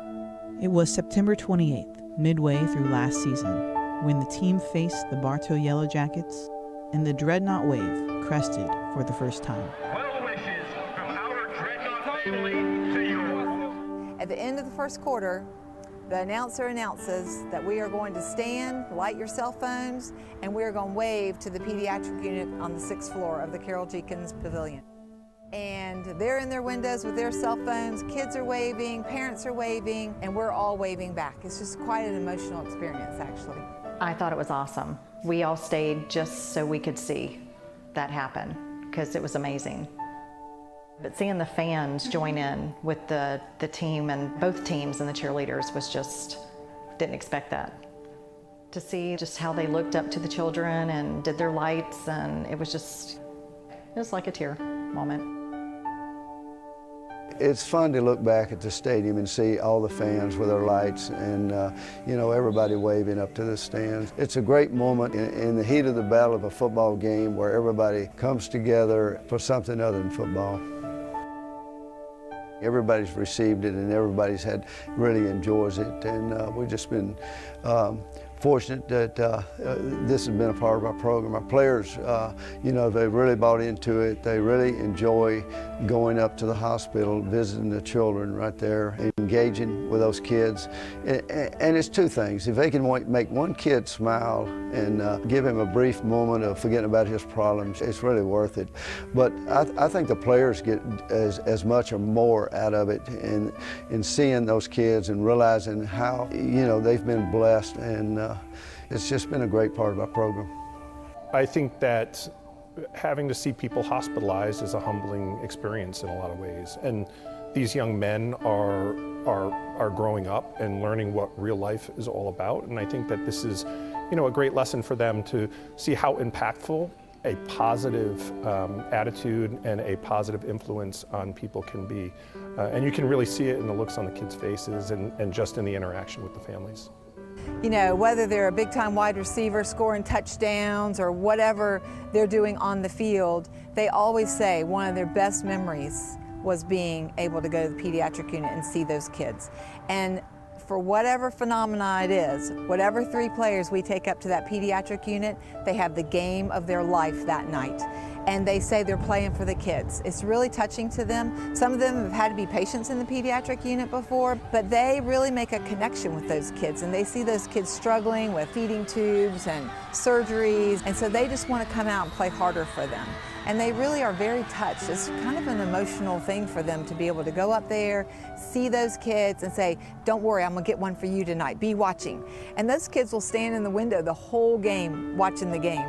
They make a connection with those kids. Well, everyone in town is such a huge fan of the football team, you know, so there's an air of excitement within the pediatric unit.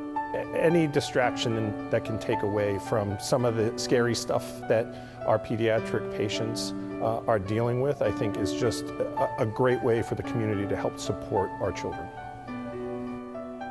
If you'd like to participate in Lakeland's newest tradition, you can join the wave as the Dreadnoughts open their season against the Kissimmee Osceola Cowboys. When a few pint-sized fans, some too young to hold a ball, can cheer, knowing the first score is for them. To see the team's complete schedule, visit lakelandfootball.com.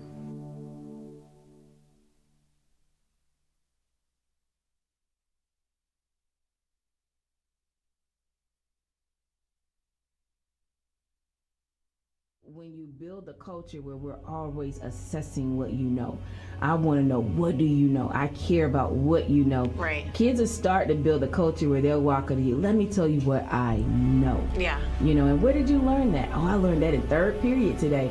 So they're able to recall because we're always questioning what they learned, but the core of that comes from common planning.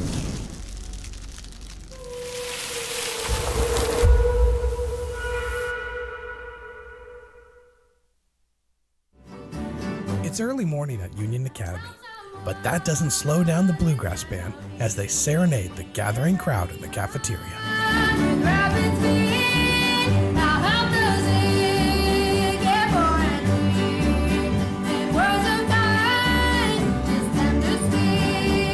They are all here to celebrate this man, J.J. Corbett, one of the first black paratroopers in World War II and longtime teacher, coach, and school board member at Polk County Public Schools. In honor of his years of service, Union Academy is naming their media center after Mr. Corbett. We have a very unique setting here at Union Academy, and it's only based in our history. With Mr. Corbett being here today and us naming the media center after Mr. Corbett specifically, we're putting his name on the building to represent that history. I want to thank all of my friends who are here for this honor, and I look back and wonder, do I deserve it? I hope that I've lived the kind of life that this honor could be in my name. To find out more about the dedication, check out our news story at polkschoolsfl.com/news.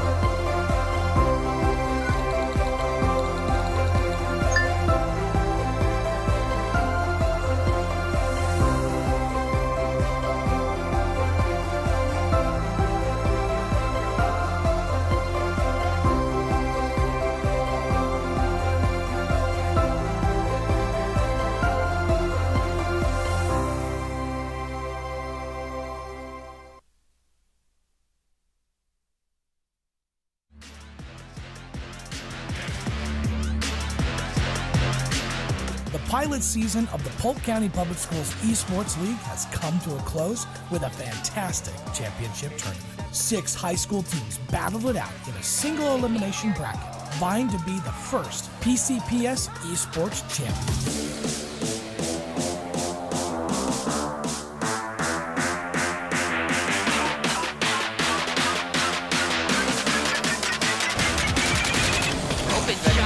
Gibson gets the goal! In the end, it was Frostproof Middle Senior that took the top prize, beating Ridge Community High in overtime. Frostproof hitting it to the net! Oh! What a finish by Frostproof to win the championship! I mean, I'm shaking right now. First ever. It's crazy. Yeah. We've been working all year for this, and we finally made it.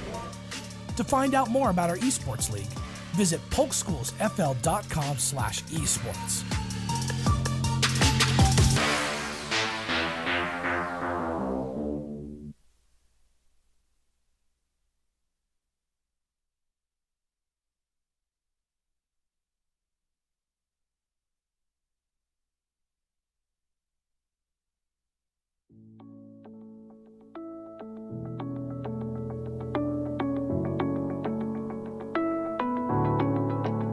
The 2021 through 2022 school year, our Focus on Excellence employee recognition campaign was the biggest yet.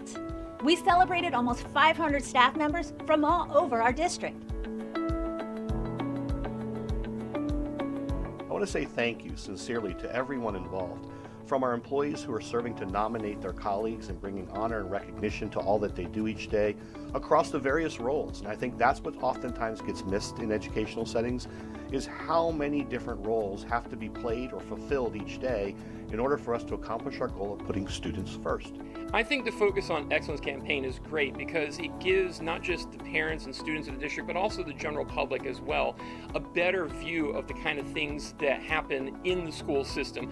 It was very rewarding, just solidifying that, when you come in and you try to do your best that you possibly can do, and you have that passion that other people are going to notice it, whether you're doing it for recognition or not. This program really is like a shining star for us.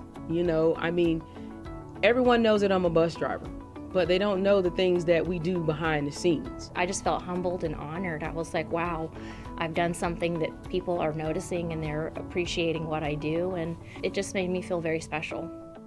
I also want to say thank you to all of our business partners. We've had some amazing partners really come forward and support our staff through the donation of time, donation of resources, gifts, and really just to stand by us and honor and recognize these individuals.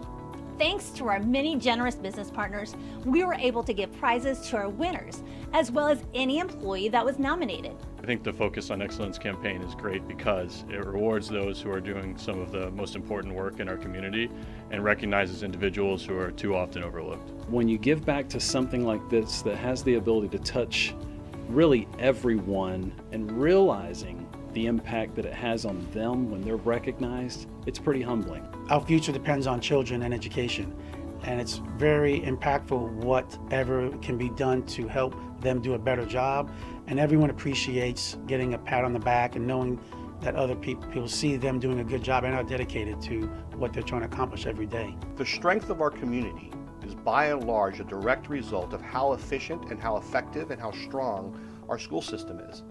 And we have some amazing employees across our school district. We had the opportunity to highlight just a few this year.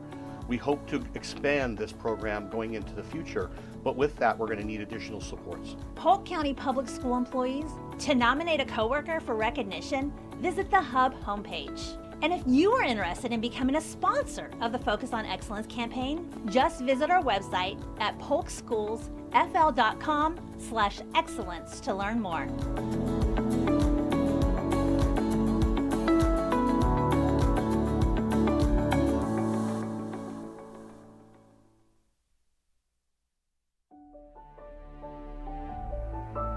My name is Amy Heiser Myers. I am the principal of Horizons Elementary here in Davenport, Florida.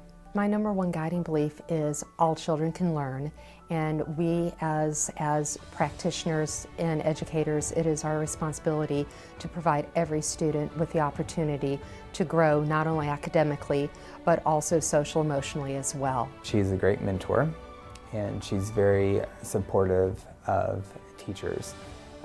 She is great about going into classrooms, and she really cares about student learning and making sure that all students receive the education that the best education possible. I cannot being supportive when it comes to the safety and security of our kids. Every idea she listens to, she goes above and beyond helping us on our suggestions. You don't find many people that are willing to go that extra mile, and she has never hesitated to say yes to those things, so it's been wonderful. I feel very strongly, and I have been very open with my battle with breast cancer, and I am happy to say that I'm in the clinical term what they call remission, but due to powers above, I consider myself healed. I just am very privileged to not only be a survivor, but to be able to share my story and to bring it full circle to how has that made me a better principal. What I like the most about Ms. Haselmeyer is that she is a very kind leader, and she never quitted even though when she was going through her treatments.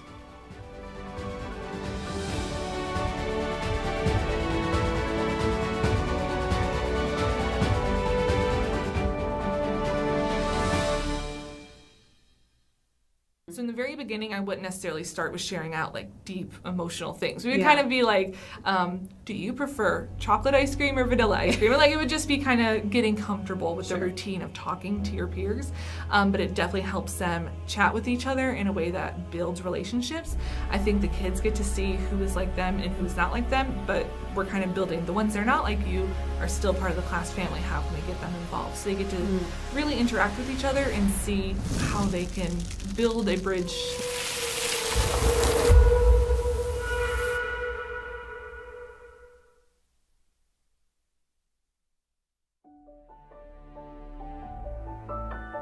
My name is Tammy Rule, and I'm the assistant principal at Floral Avenue Elementary.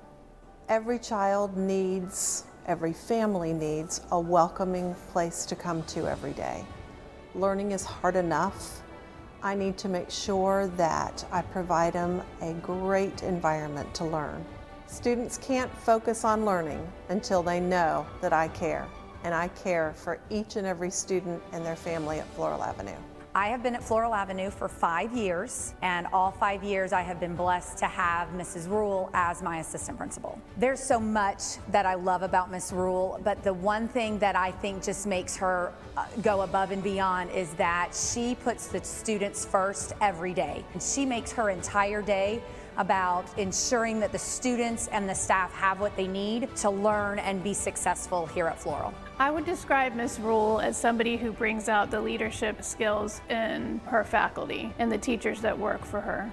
I enjoy working with Ms. Rule because she always gives us the opportunity to grow in our craft. She also leads by example. I do it for the kids, and they are the reason that I really am privileged to do this job. Being able to support them in their learning is so important to me. Miss Rule is very nice and very sweet and is very caring to all her students. She cares for the students in her school, and she helps people feel better when they're upset. Congratulations, Miss Rule. Congratulations, Miss Rule. I love you, Miss Rule.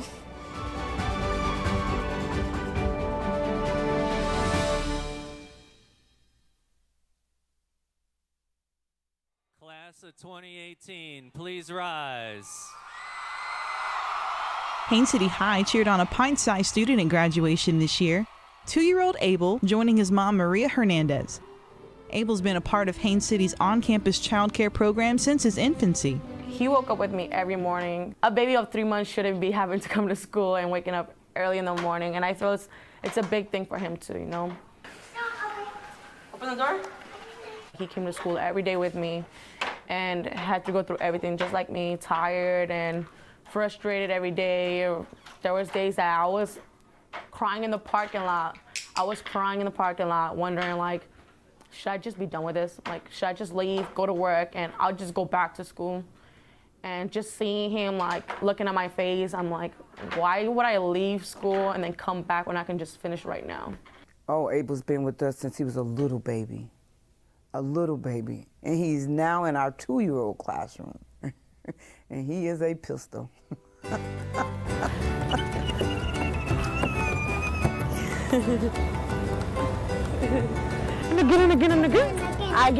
again. Ready, set, go. The school's free childcare program offered Maria a spark of hope, with on-campus services putting her education within reach. Without it, I was already living with myself, so that was another big thing. I was wondering how expensive was the baby? How hard was it? Would I have to get another job? Would I have to leave school? My husband, he's in college and he had 2 jobs already, so I was wondering how we were gonna tumble having a baby, you know, if we would have time for the baby or anything. Abel, I love you more. He'll say, no, me more. I'm trying to give my son a better life. Most moms don't make it through high school even, and it's something that statistics say all the time, saying that once you have a child, you leave school. I didn't want to be that. I didn't want to be another statistic.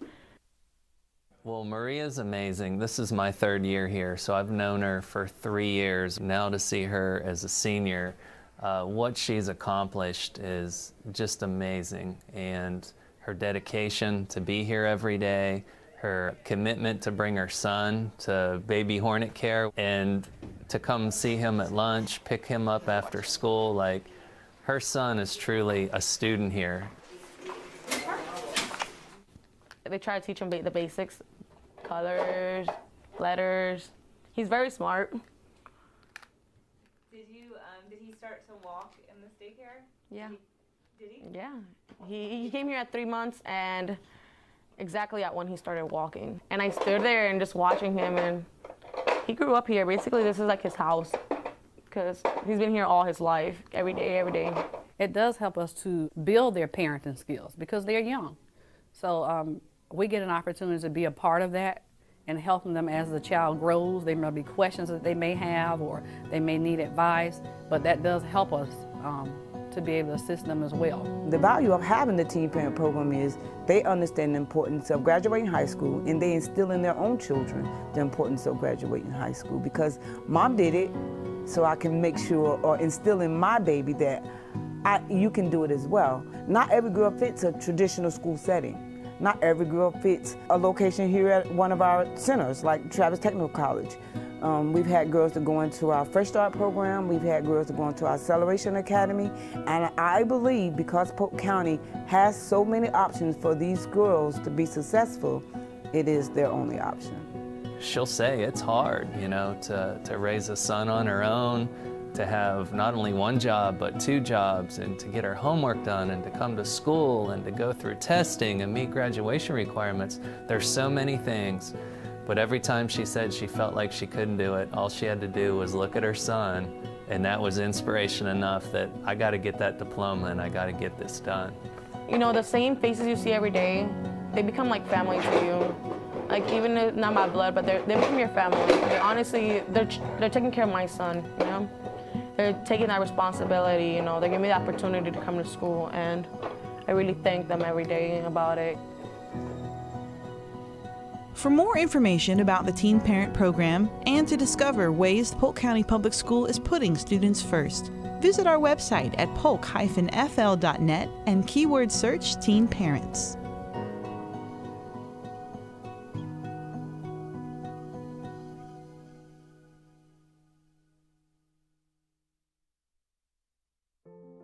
The District 5 School-Related Employee of the Year from Rochelle School of the Arts, Tiffany Berrien.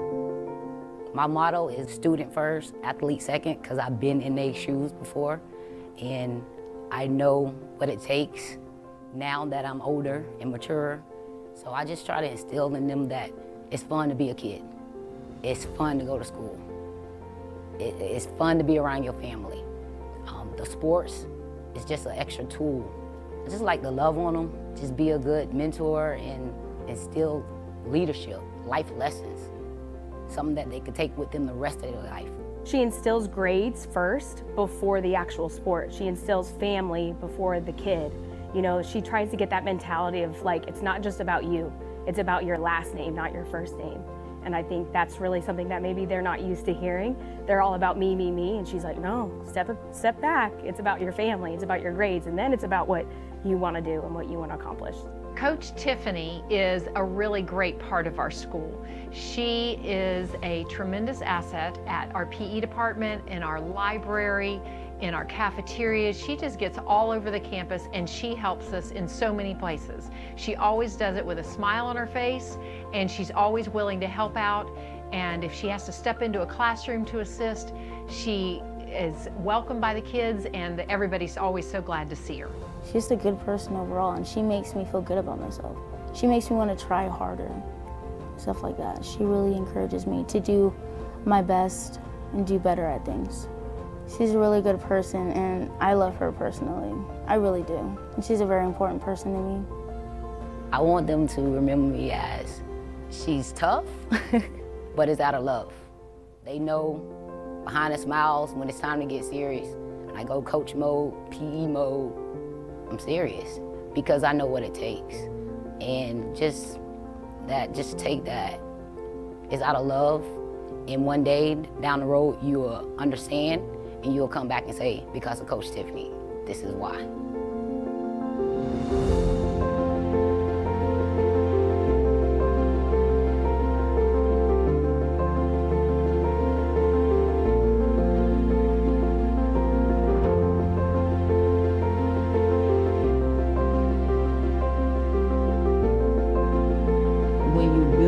Where we're always assessing what you know. I want to know, what do you know? I care about what you know. Right. Kids are starting to build a culture where they'll walk up to you, let me tell you what I know. Yeah. You know, and where did you learn that? Oh, I learned that in third period today. So they're able to recall because we're always questioning what they learned, but the core of that comes from common planning.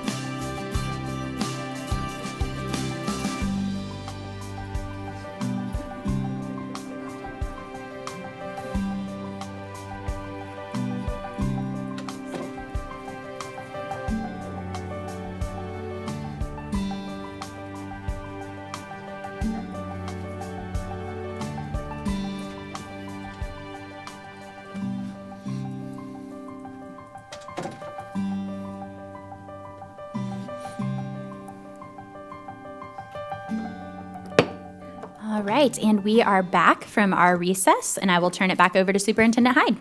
Madam Chair, members of the board, members of the staff and community, thank you for being here. At this time, the next two items before us for today's workshop are in school improvement plans for two of our charter schools. I'd like to bring Candy Amato, Senior Director for the Office of Charter Schools, forward. The first school improvement plan that we're reviewing today is Janie Howard Wilson Elementary Charter School.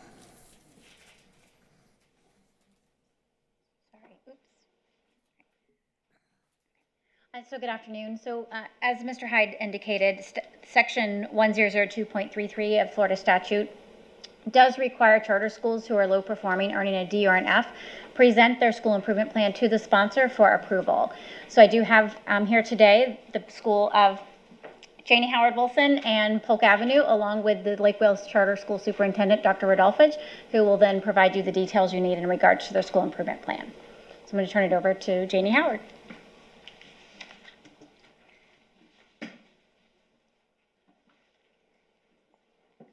Good afternoon. Thank you. My name is Kim Griffiths, and I am the new principal at Janie Howard Wilson Elementary, and I'm here with Dr. Rodolphage, the superintendent of Lake Wales Charter Schools. On your desk, I've asked Ms.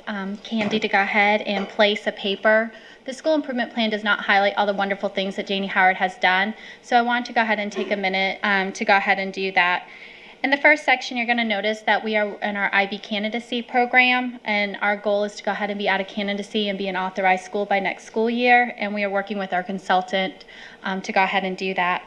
As well as we want to go ahead and state that we are tracking our data weekly with our teachers and our students, and that we do have some instructional coaches, so you'll see that in the presentation today. We did create a lead literacy team. We're working with Mary and Melissa as part of our state regional directors for literacy.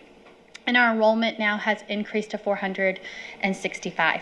So that was a dramatic difference from the previous years. In the second section on the first page, you're going to go ahead and see that we have a strong budget, and we've been able to maintain that strong budget. And then if you flip over to the second side, you'll go ahead and see that a lot of our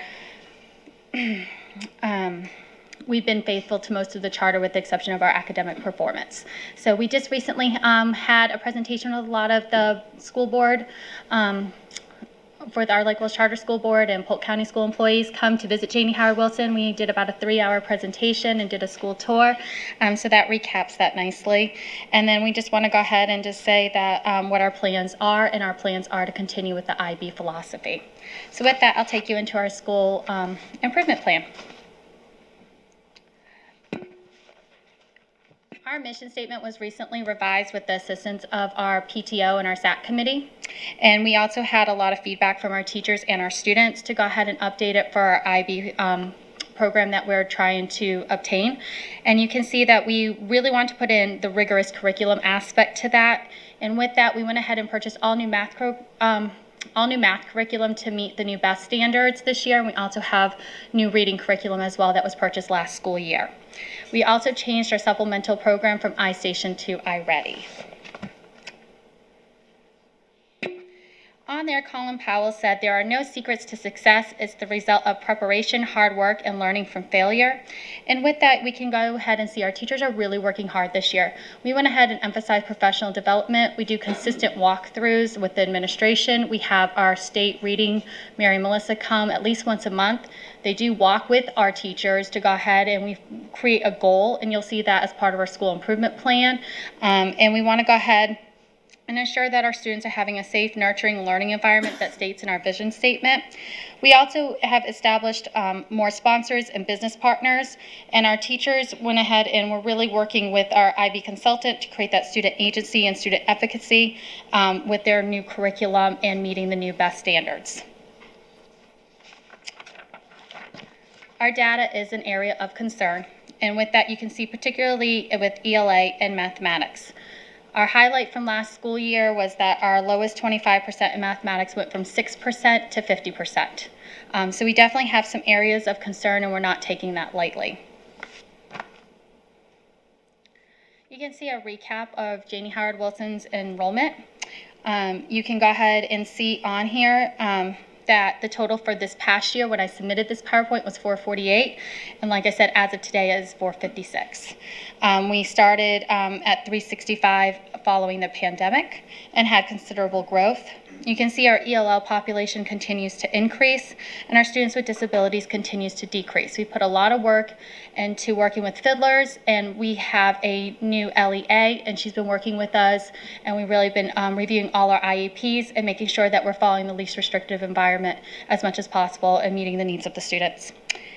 Our homeless population is back down to 10% following last school year, and we do have 80% minority students.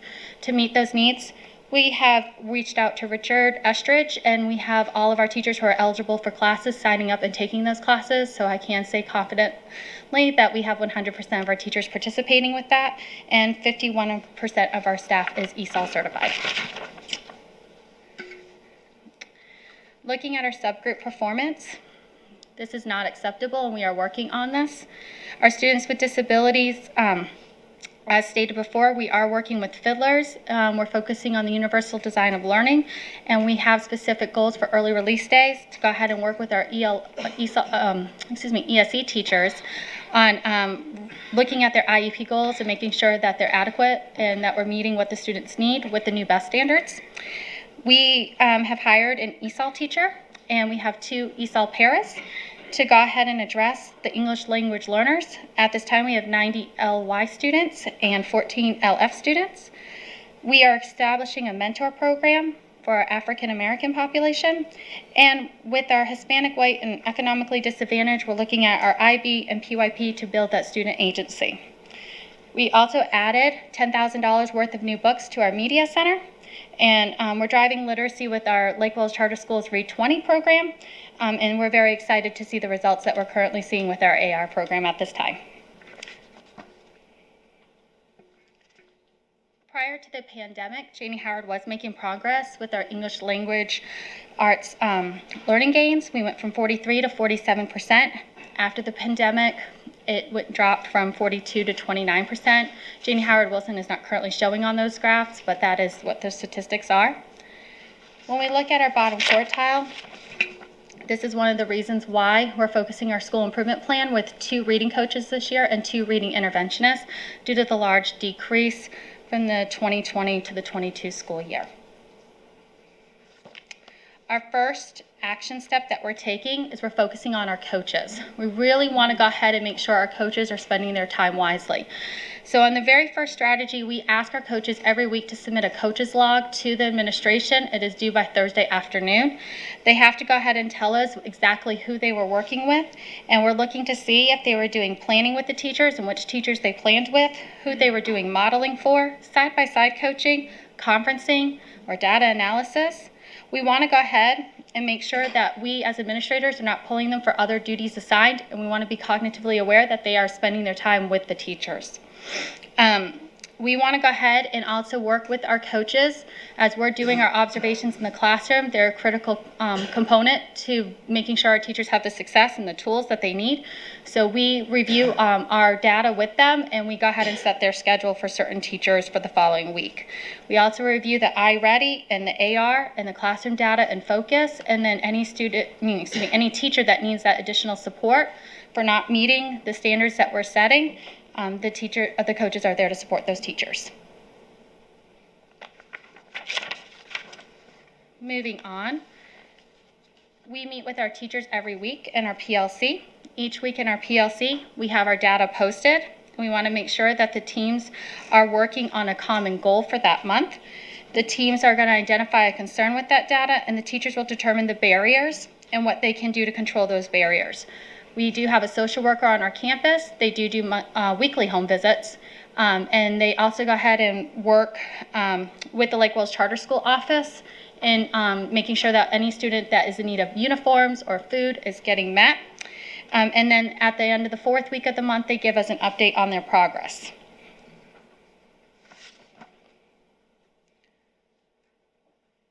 Our third strategy for ELA is our IB program. We really want to go ahead and build that student agency and student efficacy. Research shows that does improve student achievement, and we want to go ahead and decrease our student discipline actions. So to do that, we do walkthroughs every day, and we want to ensure that we're meeting those standards and benchmarks. We do go ahead and meet with the PYP consultant monthly. Right now we're on every 2 weeks. And then we want to go ahead and review all their lesson plans. So we just recently had the consultant come and visit for 2 full days. She was in our classroom, she watched the teachers do lesson planning, and then she's coming back in January to see the student evidence of their work from the lesson planning she did, as well as planning the next unit.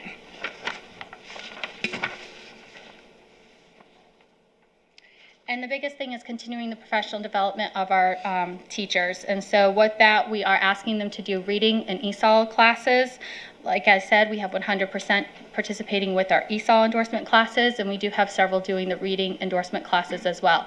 This is on top of their iReady training, their Savvas math training, their reading training, and the PYP training. So I really want to thank my teachers for their hard work and dedication, because they really are going above and beyond this year.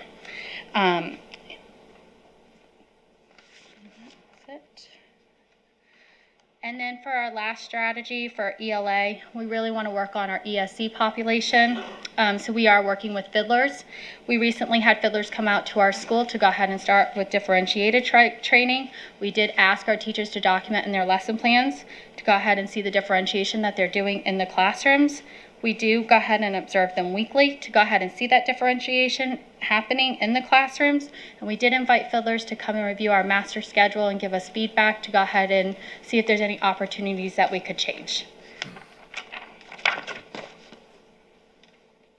So just to recap, we hired 2 new reading coaches.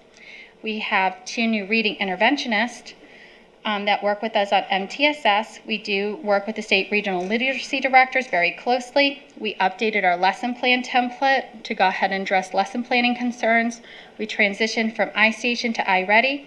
We increased the certified in-field teachers. Right now I'm at 92% that are certified in elementary education. And last year there was quite a few subs in the classroom.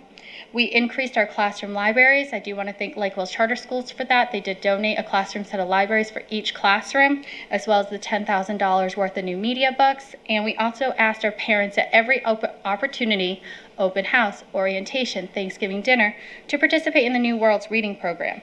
We are also doing after-school tutoring, and we reward our students very frequently based on the growth of their reading. Recently, we had BMX bikers come out and celebrate with the students, and we're looking to have Lakeland Magic come out and support our students who hit 50 and 100 points with AR. Are there any questions to ELA? Yes.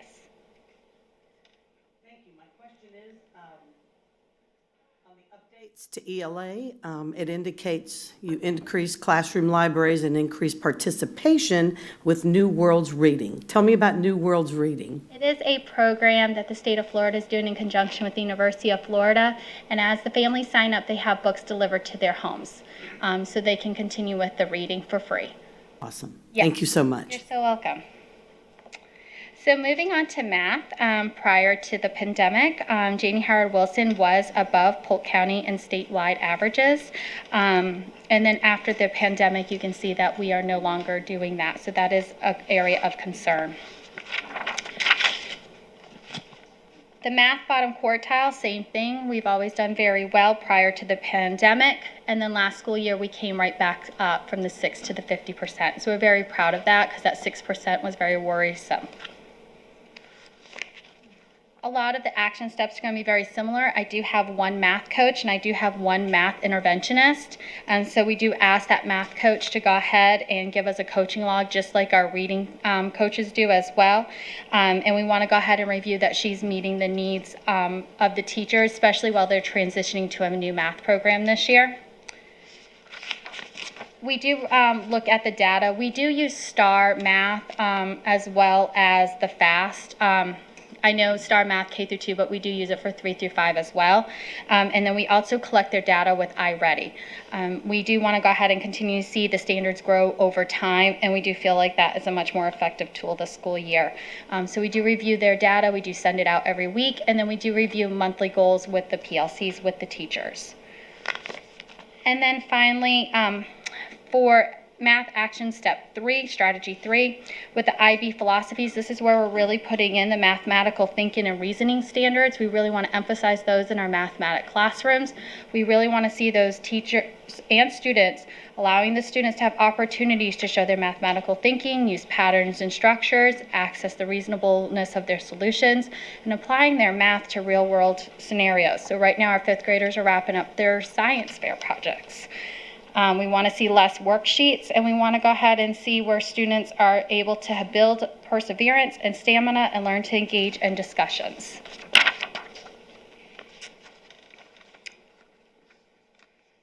Finally, we want to continue to see them make differentiation and have their ESOL strategy applied with mathematics. There's a lot of vocabulary, there's a lot of word problems, and we want to make sure that is occurring in the classrooms for math as well as ELA. And then finally, we're looking at fiddlers to assist us once again in meeting those math standard goals, just like reading. So to recap our math, we hired the math interventionists. We did also update their lesson plan template to be more intentional with planning. We've purchased the new math curriculum. We transitioned from iStation to iReady. We reduced the number of programs being used in math. Last year, Janie Howard Wilson had about 4 different math programs supplementing it, so we did go ahead and cut that down. And then we really want to be student-driven with problem-solving opportunities when working with students and meeting with them at math conferences, and we want to build that student agency and data through that IB PYP program, and we're providing after-school tutoring for math as well as ELA. So to recap, we are consulting with the IB PYP consultant every month, which we've now increased to about every 2 weeks. We do contract with an RBT company. I'm happy to report our suspensions are down quite a bit. And so that's been fantastic. We hired our ESOL teacher, and she works with our teachers to provide the consistent ESOL strategies across curriculum. And we did create committees with our teachers to create vertical alignments in reading, math with our PYP program. We also started community outreach for the business sponsors and community partners. And we do meet with our grade chairs. We do appreciate fiddlers and helping us continue to do our work with our ESE students. And then tracking our progress, as I stated several times, we do meet weekly. We share data weekly, and then our LLT team does walkthroughs with Mary and Melissa to assist us. And then we do go ahead and use Marzano Effective Educators to track the progress of our teachers, and then the coaches go ahead and work with the interventionist as well. So as you can see, just to recap, we are very excited about the number of certified teachers we do have, and then the number of discipline that has decreased. We were looking at 162 referrals last year. As of right now, we only have 46. So we're very excited about that. And our student attendance is also 91%. I'm happy to report October was 91% as well. So just to end it with a quote from Nick Saban, becoming a champion is not an easy process, but it's done focusing on what it takes to get there and not on getting there itself. Do you guys have any questions? Ms. Miller? Thanks, that was a lot to present. Yes. I don't know that you had to give all those details, but I appreciate you doing that. And you know as well as we do, as schools aren't always represented by the grades, you know, to look at the effort that's happening there. How many self-contained units does Janie Howard have? We have one, and we have 3 models for the ESC. So we have our inclusion model, then we have resource for reading and math, and now we have self-contained. So what we're in the self-contained model, there's a para in there full-time, and our resource model also has a para full-time. That's great, and I see that you're utilizing fiddlers, which is a great resource as well as others. Thanks for coming today and presenting that. You said that you have an RBT contract, and is that assisting with behavior supports? Yes, for our self-contained unit, we do have that, and for students that are having difficulties in the general ed setting, we use the company called PBS, and it's been very successful, and we're very appreciative of that. They do an amazing job with sharing data, and we're very thankful for them. Great, thank you. You're very welcome. Dr. Wilson? Thank you, Superintendent Hyde. And this question isn't actually for Janie Howard, it's actually for Ms. Motto. because I'm confident that Janie Howard Wilson will get back on track and recover and be a viable school moving forward. But so it's just a general question about charter schools. If we have a charter school that's not performing and they don't meet expectations, don't meet the requirements of the state, what happens? Is it just like with any other school in the district? Okay. So they would be subject to closure or, and again, this does not apply to Janie Howard Wilson. Let me be clear about that. Closure or the same process. Okay, thank you. Ms. Wyatt? Thank you, Superintendent Hyde. I just want to say thank you for all of the things that you're doing to encourage your students. We talked at one point about what AR was used for, and so the fact that it's being used as a tool to reward them, there's no better way, I think, to motivate kids to read. But you're providing some great opportunities, so thank you for all you're doing. Thank you. Ms. Fields? Thank you. I wanted to echo what Ms. White said as far as the understanding that you all have a lot of work to do and the map that you have designed to achieve that. My question is, what is the breakdown of your students by ethnicity? So at this time, we're about 50% Hispanic, 30% African American. 50% Hispanic? Ms. Fields, I can get you that information. I actually have it because Janie Howard is also under contract renewal. So I'll be, in December, be presenting a lot of this exact same information you stole from me. But I think she answered. She answered for herself. But Okay, I can give you the full breakdown if you need it. That's what she answered was sufficient. Thank you very much. I appreciate that. Welcome. Ms. Cunningham? Thank you, sir. I just want to say thank you so much for coming today.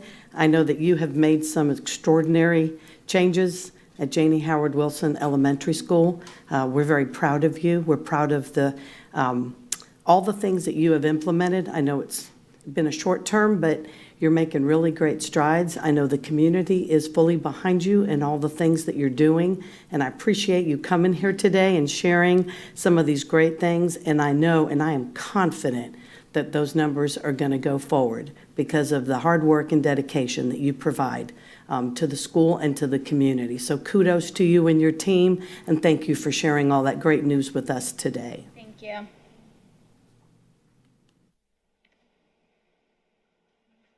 Madam Chair, next up is the school improvement plan for Polk Avenue Elementary Charter School.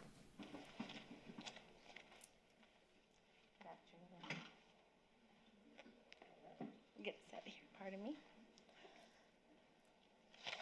So, good afternoon. My name is Anna Barcenas. I am the proud principal of Polk Avenue Elementary in Lake Wales. I will say that at first, I fell in love with Polk Avenue as a parent. My two oldest students went through Polk Avenue. My oldest daughter started there as a second grade student, and I fell in love with Polk Avenue. The previous principal, Ms. Quam, was outstanding. I was always very satisfied with the teachers and the Leader in Me program. And so now to sit as the principal, I am very excited and very proud. Our staff is working very hard this year. This is my second year at Polk Avenue. And so walking through the charter renewal process, which we just hosted our visit, I'm very thankful for everyone that was able to come to that with Polk County School Board. It's just been a great time for us to kind of reset. New standards, some new curriculum. So walking through this, we know that we can get back to where we were pre-pandemic and beyond even those scores. So just a little bit about Polk Avenue. We are a Leader in Me school. We are a Lighthouse Distinguished School with Leader in Me. I think there's roughly about 40 in the state of Florida. We do many things with Leader in Me, but it is a huge piece of our culture and our climate. It's woven within everything that we do at Polk Avenue. One of the main things that we do is they have a leadership notebook where they are tracking their learning. Our students are setting goals with their teachers specific to their data, and you can walk into the classroom. Every student has a leadership notebook, and they can explain to you what their goal is, what their lead measures are, what their action steps are, who their accountability partner is. So we are full focused on their learning and celebrating their learning along the way. I'm extremely proud of our staff and our students. So first quarter, we just had our celebration for our students that met their first quarter goal.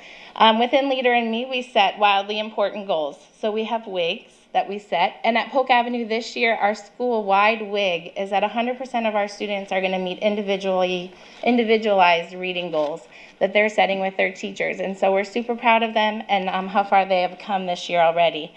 But a part of this then is that our older students do data chats monthly with a younger classroom. So our 5th graders will go visit like a 2nd grade classroom and speak about data and talk about what their goals are. And they're encouraging the younger students so that they can feel more comfortable talking about data and making that progress along the way and kind of encourage each other. So Leader and me, like I say, lots I could talk about that, but I know we're being conscientious of time. So this is a little breakdown of our school demographics historically. Currently, we're at 538 students. We have roughly 13% of our students with disabilities and roughly 21% ELL students at Polk Avenue. This is just a little trend of our data. I will say pre-pandemic, if you would look at cohorts of students that came in 3rd grade tracking FSA data, they would come in 3rd grade, but they would leave in 5th grade with higher proficiency, increased learning gains. And unfortunately, like many of the nation, we have seen a dip in some learning loss since the pandemic. But we are putting some things in place now where we can pull up and get back to where we were previously. So walking through the school improvement plan, I'm very thankful for my team, my staff that was a part of that with us. We really have tried to be intentional with attendance, setting a goal. Last year, one of our main goals was to have more than 90% students in attendance each day. The end of the school year, we did end with more than 91% of our students in attendance. Again, this year, same goal. So far, we are on track. We're very thankful. But also tackling tardies and checkouts is a big thing that we are trying to watch and get support from our families with as well. We have a full-time social worker on staff that assists with this, along with a attendance dean with Lake Wales Charter School System. And then also Dr. Rodolfich has been very helpful in coming in and assisting with home visits as well. So it's not just our staff. Dr. Rodolfich is also out there participating in those home visits, and our families are very appreciative and seeing us there and understanding the importance of their students being at school, which we know will assist them in their academics. Another piece of our school improvement plan and then is looking at those early warning systems. We are looking at, monitoring our students in the last year that were level 1 students, those that had more than one warning sign. We did do some shifting personnel-wise at Polk Avenue from last year to this year. So we have some teachers, it's all about getting them in the right seat on the bus. So we did some personnel changes. We made some changes to how we ran our 3rd grade classroom. Last year there were some students that had different math teachers and English teachers. This year we've kept everyone in kind of their own classroom with their one teacher. And that's just great too, to build with those relationships with those families. We have assigned a para specifically for 4th grade and 5th grade to assist with those students because we know those are 2 of our cohorts that do need some of that assistance. There are some foundational skills and just different ways that they can support those teachers and those students. Looking at our data and doing that analysis, and we did see that our current 5th grade cohort needed some additional support. So this past summer, we did a summer leadership academy with them, and that provided ways for our reading coach to pour into them, our math coach, some teachers that poured into them. But another part of that was just helping them build their self-confidence. And so giving them some hands-on experiences. And we really have seen at the start of the school year, they're owning that they are the leaders at Polk Avenue and doing some great things. And we are seeing some wonderful results within their STAR scores as well. Last year, we did have a higher increase of retentions. We have some that were not previously retained students. So we did see a higher retention rate, but we are doing things this year right out the gate to support students that were retained, and then also identifying students to make sure they're getting the support that they need as they're moving through 3rd grade for the first time. In our school improvement plan, you're going to see throughout in all areas, our goal is to see a 3% or more increase in our proficiency by the end of the school year. This is just a little look at our SS subgroup data that we were provided through the school improvement plan. You can see on this that our ELL students and our Hispanic students last school year in the spring, they were making great learning gains. The lowest 25% were making great learning gains. And And we are very proud of that group, our ESOL teacher, our ELL paras that work with those students, along with our classroom teachers that work to support them. But very much so, room for growth and areas of improvement across the board, which is what we've been focusing on this past summer and moving into this current school year. So this one is a little wordy, but just kind of jumping down that 5th grade cohort group again, making sure that they're getting the needed support that they are needing. Looking at our SS subgroup, at Polk Avenue, we do have 2 ESC teachers. One of our ESC teachers with a para-run ELA resource for students in 1st through 5th grade, where they're doing Max Scholars Orton Gillingham program with our students, and we are seeing some great results within that. We also have math resource for students in 4th and 5th grade, and we have 5 ESC paras that assist in classrooms, push in, and do assistance and provide services. With our ELL students, we have a full-time ELL teacher, and we just hired our 3rd ELL para to ensure that our ESOL students are getting the support that is needed. And again, an emphasis for our staff to complete their ESOL endorsements, and we're very thankful with Richard Estridge in helping us get them into those courses. So just some of the things that we've been doing as we've been trying to improve and see what we need to adjust at Polk Avenue. Looking at our schedule, we had a scheduling committee last spring that really talked about how can we get the best use of our time. We do have a time that's called win time, what I need time, where our teachers are being intentional. We have targeted students, different small groups that the teachers are working with and meeting with. Currently, we're going to be looking for an interventionist, a second interventionist with our UNICEF grant. After school tutoring, and then during the day, we have tutors that come in for students K through 3 that work on ELA and reading tutoring. We have our different coaches. We have a reading coach, and we have a math coach, and we have a science coach, and they all do modeling, side-by-side coaching, providing our teachers the opportunity to do instructional rounds where they can go in and observe their colleagues along with a coach so they can get some feedback. We are also currently working on a 5-year strategic plan, which just went great hand in hand with our charter renewal time period. So I think just making sure that we are taking a good look at what's been happening at Polk Avenue and making sure that we are making strides in the right direction. Also working on improving our family engagement. We have had a couple of family nights already this school year and have had a great turnout. We've been very pleased with that. And also with our Family Lighthouse team and our SAC committee, our parents are jumping right in. We've had already this year, I think we've had more in attendance on our SAC committee meetings than we had it all last year. So it's been great to kind of restructure that and have the community and the families coming into Polk Avenue. Professional development has been a main focus for us also at Polk Avenue. I'm very thankful for Just Read Florida and the literacy coaches, Melissa and Mary, and I know they work with Polk County as well. They have been extremely helpful with Polk Avenue, our coaches, our literacy team. They're coming to us this Thursday. So we're just thankful for that professional development and that intense work on those best standards to make sure that our ELA classrooms and our teachers are moving in the right direction. Also, PD for best math standards. Our math coach has been very detailed in that and making sure that she's covering those things that are needed within our math classrooms.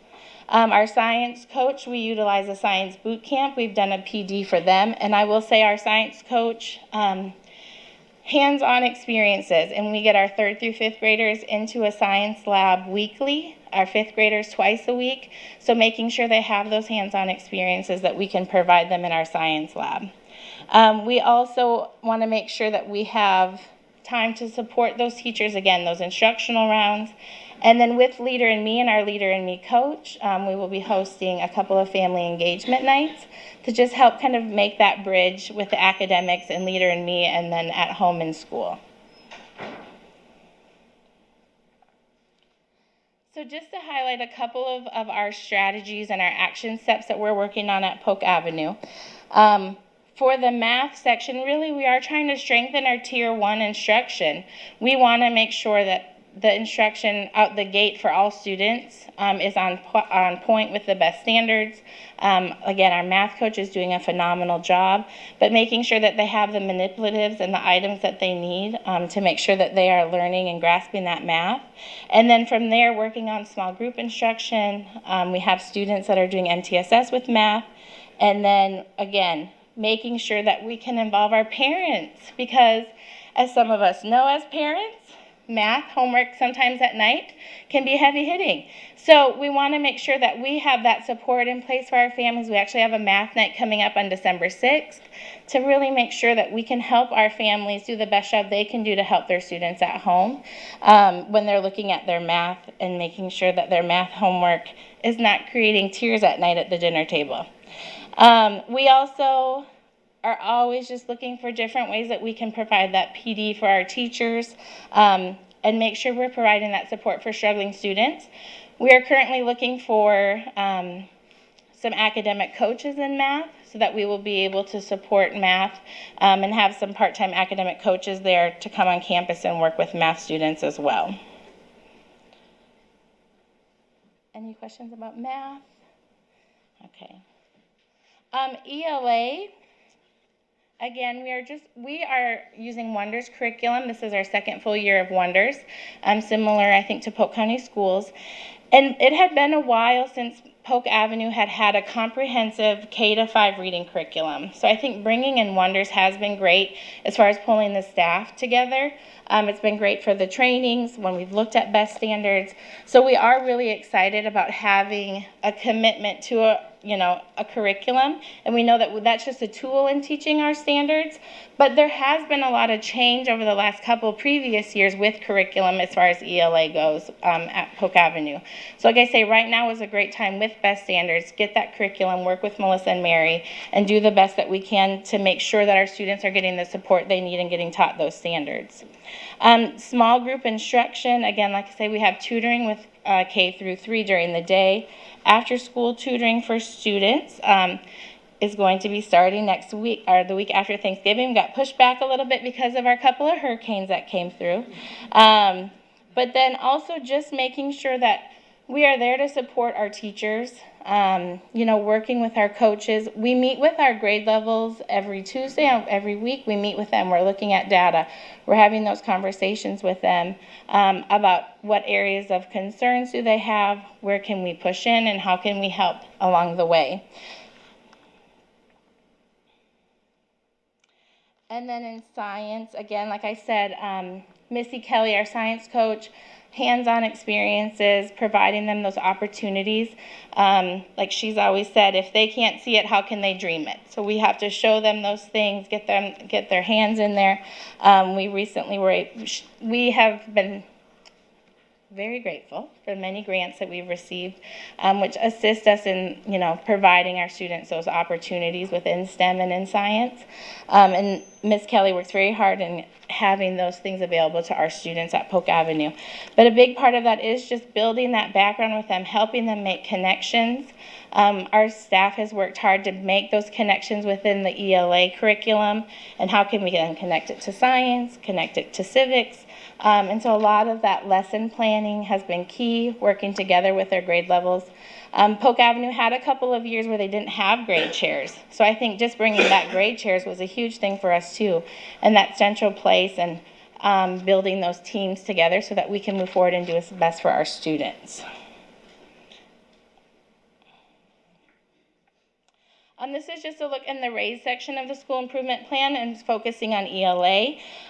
These are currently the programs that we're utilizing at Polk Avenue, and we just recently purchased iReady to begin a transition into using iReady over iStation in the next school year. Within the RAISE, we have 4 separate action steps that we talked about that really just involve kind of from administration down, but again, also even within our within Lake Wales Charter School System and the Re20 initiative, and taking on literacy full force. We are also utilizing the AR program at our school and really tracking and monitoring that monthly. We are asked all of our classrooms We want to see a 5% increase in numbers of words read from month to month, so we're doing a great job of tracking that as well. But making sure that myself, along with my assistant principal, that we are communicating with our coaches, working with our teachers, and that we are in there, and that they know that we are in this with them, and how can we help and push in to assist them every day. The literacy coach working with our literacy leadership team for that side-by-side coaching and those trainings and small group intervention as much as we can. Step 3 of this is then where we're going to pull in that staff, those weekly data chats, and make sure that we are having a direct impact on their classroom instruction and making progress towards our 3% or more increase in proficiency. I think the scheduling for us was a huge thing this year. We're utilizing our time, we're utilizing our spaces. We have all hands on deck as far as tutoring, pushing in. I'm so thankful that we're able to have so many paras on staff to support all the different students we have at Polk Avenue. But I think from there on, and then getting that ongoing professional development to make sure that our staff is feeling that they are fulfilled and that they have what they need so that they can be successful every day for their students. So we are really looking forward to good things at Polk Avenue. I think the changes we've put in place are going to help us get back above where we were pre-pandemic. We're working very hard. I'm very thankful for our staff and all the work that they've been putting in. Thank you. Ms. Cunningham?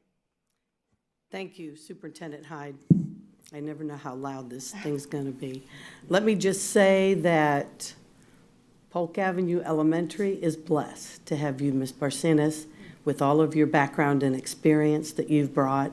And in your second year, continuing to make positive changes for great student outcome and growth is just so wonderful to hear. I know that you're going to be successful in raising the numbers as we say it, but you know, as people say, everything is not in the numbers. The lives and the kids that you're touching is every day that you work with those kids and all the teachers do. So thank you for your leadership at Polk Avenue, and I commend you, and I hope you continue, and I know you will be successful, and hopefully won't be back here next year. Yes. I do want to take a moment, though, and since we're here, and just commend Dr. Wayne Rodolfich, who's our new superintendent of the Lake Wales Charter Schools, and our superintendent, Mr. Fred Hyde, for working together. This is truly a monumental time in the history, in my opinion, of Polk County when it comes to education. These are two dedicated men, and they've taken the time to develop a relationship. They work together. You've noticed some comments today where we're sharing resources and individuals, and I know Ms. Amato works very hard as well with our systems, but it just warms my heart living in that community to see us come full circle in the time that I've been on the board. And I think the only thing we're going to gain is very positive momentum, having the two systems talk to each other, work together, share knowledge and experiences, share programs. So I just want to take an opportunity, because both gentlemen are in the room today, to just say a huge thank you for what you both do and the relationship that you're building as we move along. Thank you so much for being here today. Ms. Fields? I would agree with Ms. Cunningham. Very impressive presentation. And it is obvious that you guys have really been doing some deep down studying of your population, your students and their needs, and the resources that you all have identified to take them to the next level. So I think it's awesome. I have the same question I had before. Okay. Yes. Your breakdown, your ethnicity, do you know what that would be? I think we're about 41% Hispanic. We've had some fluctuations, so I think it's between like 29 and 31% African American, and then about 30-some% white. Okay, thank you. Yep. Dr. Wilson? Thank you, Superintendent Hyde. I want to echo Ms. Cunningham's comments.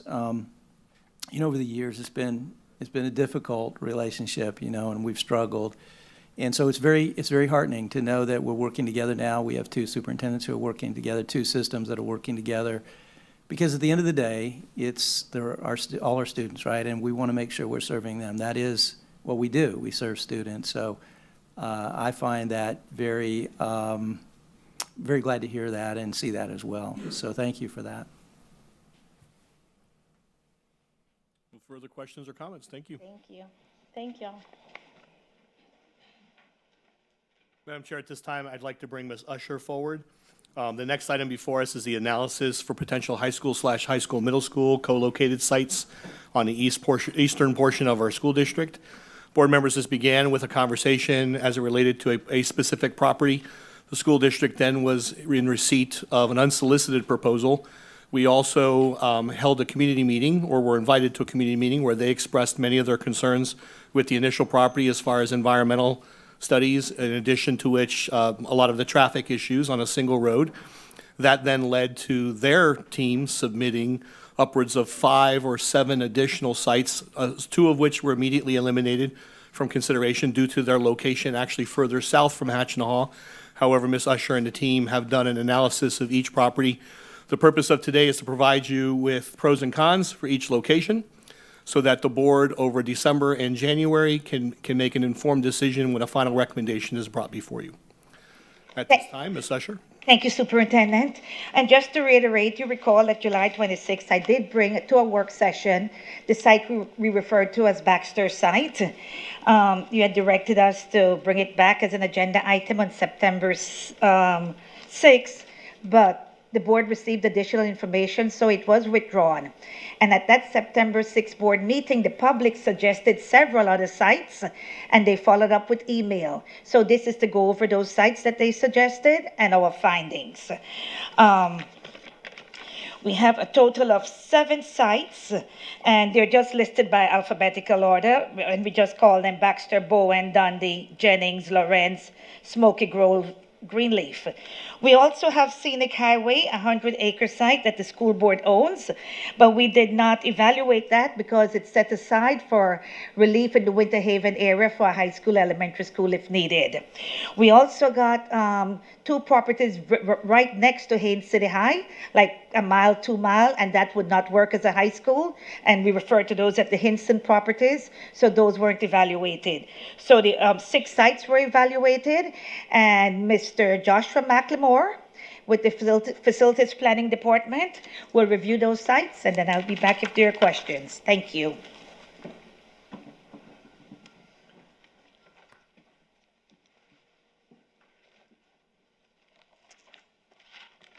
Good afternoon, Madam Chair, board members, superintendent, and council. As Ms. Usher said, my name is Josh McLemore, and I work within your Facilities Planning Division. Our first parcel site we're going to consider is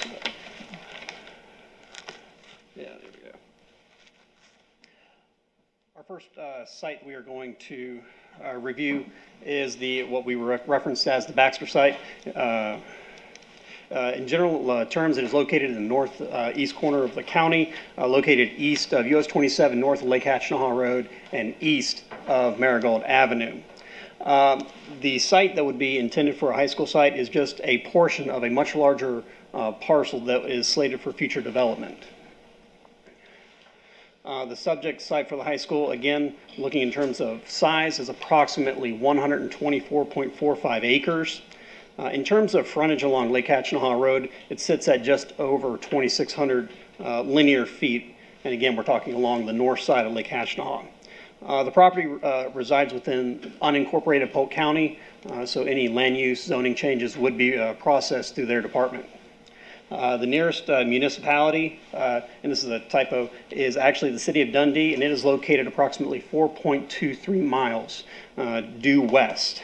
This portion of the county, this is a unique area in that it does fall within the county utility service area. However, the county operates under a inter-agreement with the Toho-Picaliga Utilities Division, so they actually are the ones who are providing utilities within this area. In terms of existing utility lines, there are currently no utility lines that we could find along this actual subject site. However, recent residential development that is occurring immediately that abuts the site due west, this residential development is extending utility service lines to this area. So any development within this area will probably tie into their lines. And again, just referencing the abutting residential development that has been approved by the county and is under initial construction. It was Deer Creek Lake subdivision.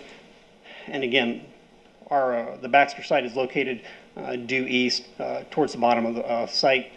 This residential development would be required to install sidewalks running along the frontage of Marigold Avenue and Lake Hatchinaw. Again, this snippet is just pretty much laying out that it is currently zoned as agricultural rural residential and is located within the rural development area. What that really means is that currently, since there's no utility lines that have been extended this far out, it's a rural area. However, once utility lines start getting extended into the rural areas, that changes things. It's no longer going to be considered rural. It'll actually be more conducive for more intensive development because you have utility lines present. In terms of environmental, looking again, I've outlined the subject site in yellow here. It is located in the lower left-hand corner. The red or orange, depending on how it looks on your screen, hatched areas are flood zones. So that means any kind of development, we would have to do some sort of analysis or flood study would need to be conducted to determine what the flow outfall is in those areas. In terms of wetlands, there are several wetlands located on this site. Again, any development would require additional, more detailed analysis to definitively mark where those wetlands are, and if those wetlands would be impacted for future development, we'd have to get into wetland mitigation costs as well. In terms of flora and fauna, according to the Florida Natural Areas Inventory, again, that agency is housed within the Florida State University. According to their records, there are no documented threatened or endangered species. However, this is very subject to change. Any additional development that would occur on site would require additional environmental studies, a walkthrough, just to definitively determine that. In talkings with the property owner, they already have indication that there are sand skinks on this property. So again, that's already going to warrant an additional study and possible mitigation in the future. I'm going to jump in for a second because I want to make sure that we do our due diligence when it relates to environmental concerns. There were several other concerns raised by stakeholders within the community. They had identified upwards of 21 potentially endangered species, including fauna, not just animals and or reptiles. Additionally, there is and I shared this with board members, there is a collared Florida panther that does on occasion transition through this area. It is not its primary residence. It's a very migratory animal. It's not necessarily, does not reside there, but it does go through there. There's also a black bear that's more often than not captured on footage as well. If you recall, in the initial purchase price of $12 million, part of that already included the mitigation costs. The analysis for the skinks can only take place, if my understanding is correctly, if my recollection is correct, in the spring. And so it's a larger estimate. It could be less, it could be more, depending on the impact. The other concerns that were expressed by community members is scrub jay habitat. Some of you may or may not be familiar with scrub jays. Scrub jays is a very altruistic animal. It takes care of others, and it calls out when there's predation.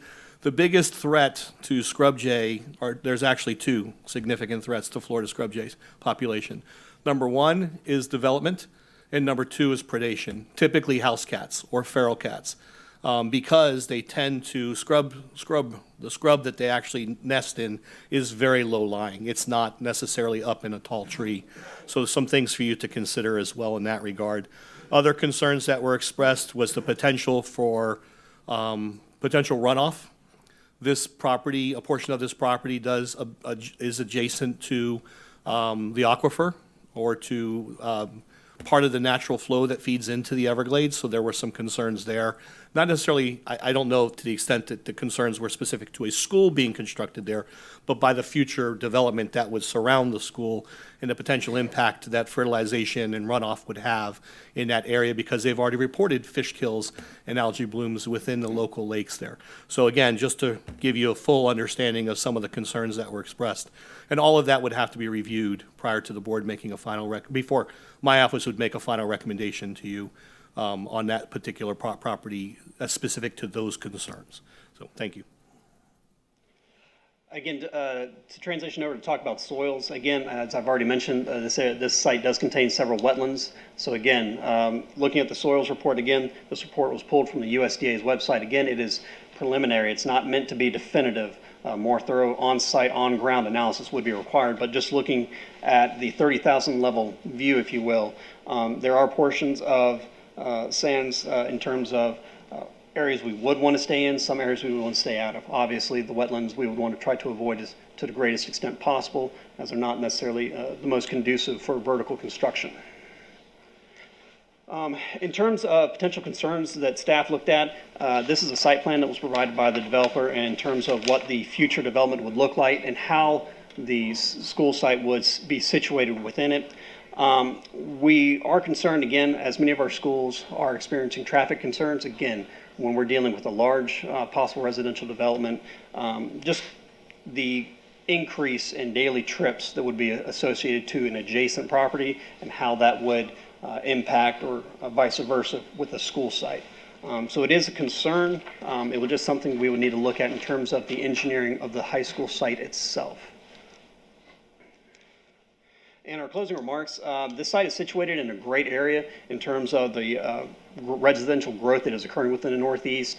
North of US 27, they're reaching a level of saturation where growth is pretty much done north of I-4, and that growth pattern is transitioning along the US 27 corridor and is proceeding south. So again, and looking at the concurrency letters and the growth development that we have seen, this does follow that pattern and is ideally situated to support future residential growth. There are some utilities within the immediate area, however, they would need to be extended to the site. The site does have direct frontage on appropriate roadway that is maintained by the county. The site would have to undergo a rezoning process, which if everything were to run smoothly, that's a 3 to 6 month process with the county. And a full cultural survey has been completed by the property owner, and their report came back from the state saying that they found no cultural heritage sites or archaeological items on this portion of the property. Our next parcel that we're going to be reviewing is Deuce. Hang on.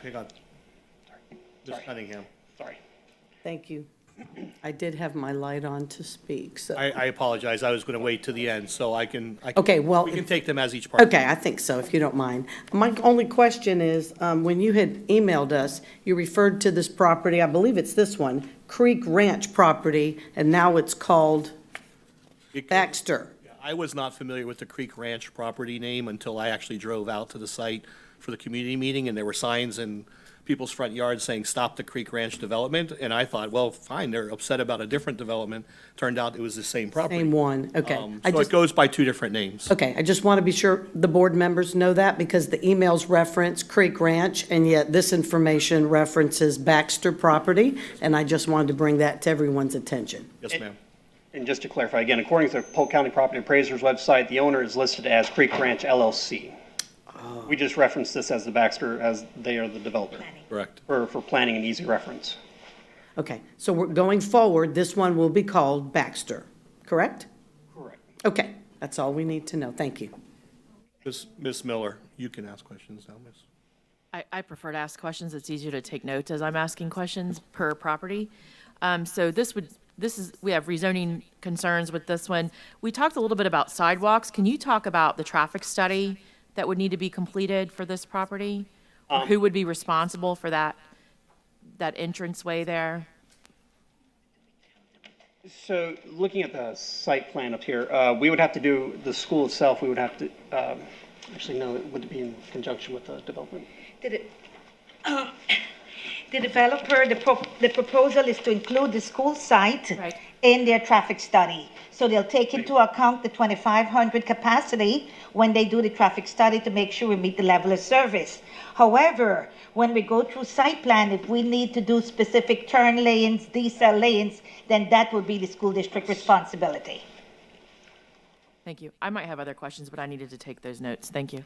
And just to clarify, it would follow a similar design process as Davenport High School did, because there were concerns with traffic congestion in there as well. If you recall, there's a very large and significant serpentine roadway that was developed for Davenport High School, so we could pull as many vehicles off the main road as possible. Ms. Fields. Okay, I just want to make sure that I'm understanding the presentation. From what I'm hearing, and you can correct me if I'm wrong, there are a lot of unassociated costs that we don't know at this time. The mitigation costs, the environmental needs, the floodlands and the wetlands. And if I'm understanding correctly, the other factor is the traffic flow and how that's going to impact the area.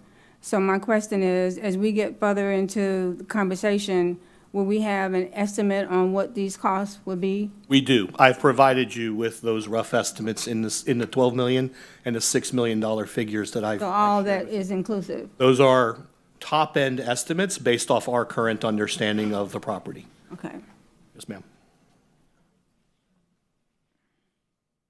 I guess my other question. Thank you for addressing the concerns of the residents when you discussed it a few minutes ago. So all of their concerns have been addressed? Each of their concerns will be reviewed and addressed to the extent possible. When I say addressed, I mean they have at least been heard and a response has been given to them. That's what I'm basically saying. We would, if we were to move forward with this property, Okay. we would address each of their concerns in time. During the community meeting, again, they did a great job. It was well structured. They provided me with a notebook to take home with all of their concerns and information.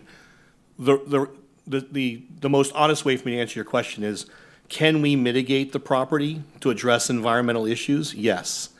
Does that necessarily address their concerns? It does not. Their concerns are they don't want any disruption to the environment at all.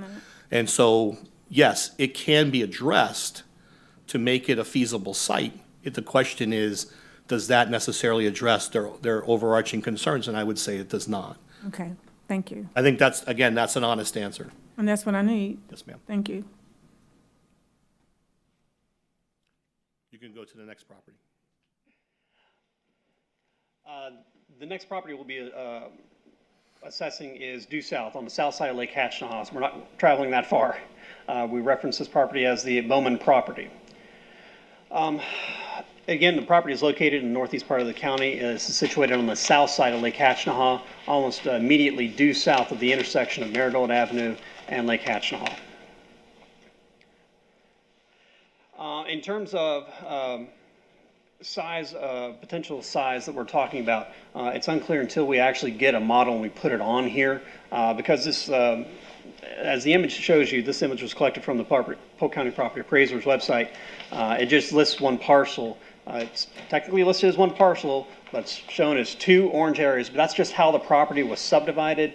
That little vacant area that's in between, it's also owned by the same owner. It's just, this is a matter of working with Polk County's website. I couldn't highlight all of them, but they are they are owned by the same agency. So I don't want to, just make that clear. So again, depending on the actual size of the school site, how much would actually be needed for the school district would depend on the model of high school we would place on the site itself. So just to clarify, so the gap between the two highlighted properties is part and parcel of the overarching property, but they have to go through the process of unifying this with the county records, or? No, that wouldn't be required, no. Okay. I mean, once, if there isn't a gap between the two parcels is what I need to know. Correct. That is a parcel and they own it as well. All right. Again, the nearest municipality, again, is located, is in Dundee. However, that is due west approximately 4.23 miles.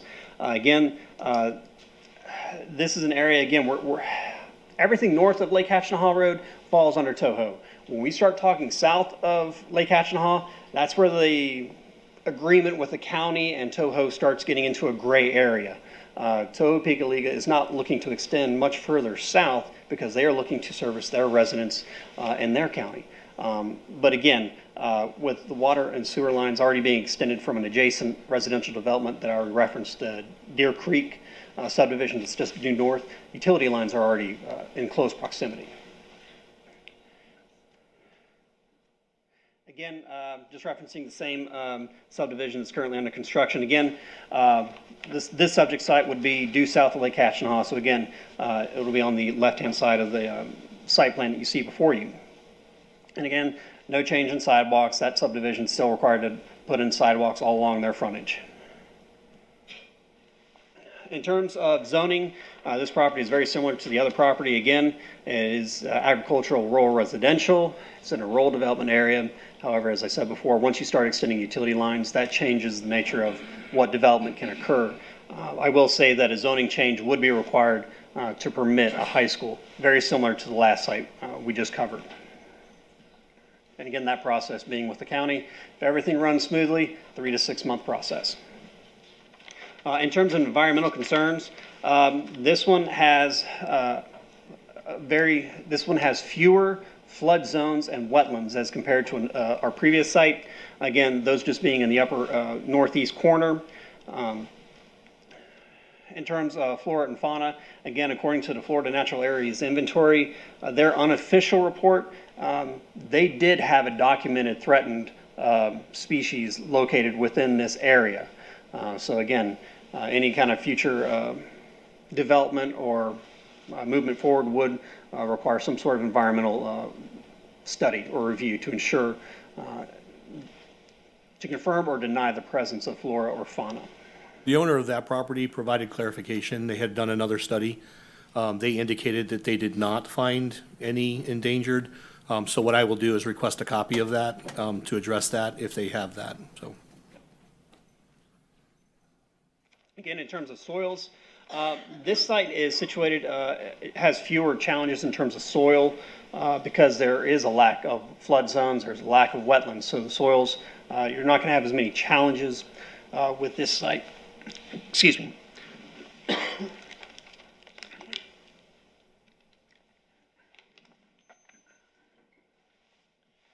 So in closing, again, much like our previous site, it is situated in a great location that helps support future residential growth that's ongoing in this area. There are utilities in the immediate area. The site does have frontage on Lake Catchinaw, which is a county maintained road. And again, the rezoning process would take 3 to 6 months. Ms. Cunningham?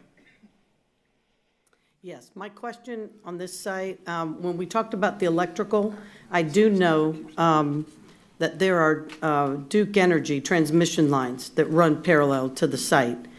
Is there any way to discuss with Duke Energy, if it would be on the south side of the road, that they would be able to drop distribution power to be able to fund the school, power the school, I should say?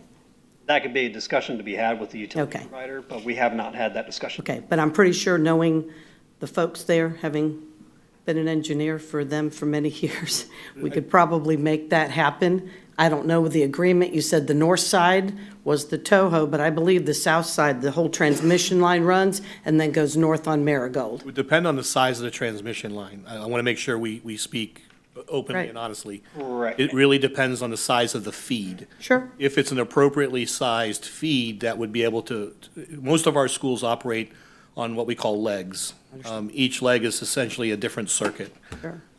So if it had the capacity, yes, we could explore that. And I think that's all I'm pointing out, is that we need to have the conversation with Duke Energy, particularly regarding this site, because I think it might save quite a bit of money.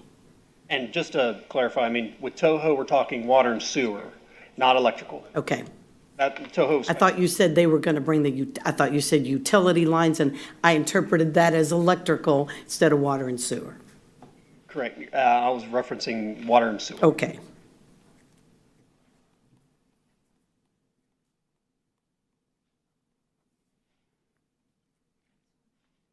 Sorry. Ms. Miller? I just have a quick question.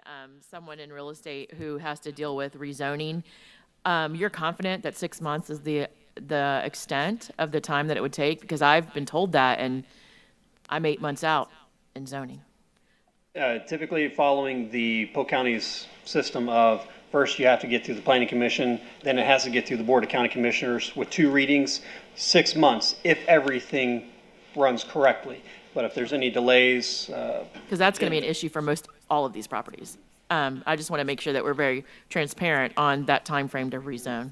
Thank you. That's all, sir.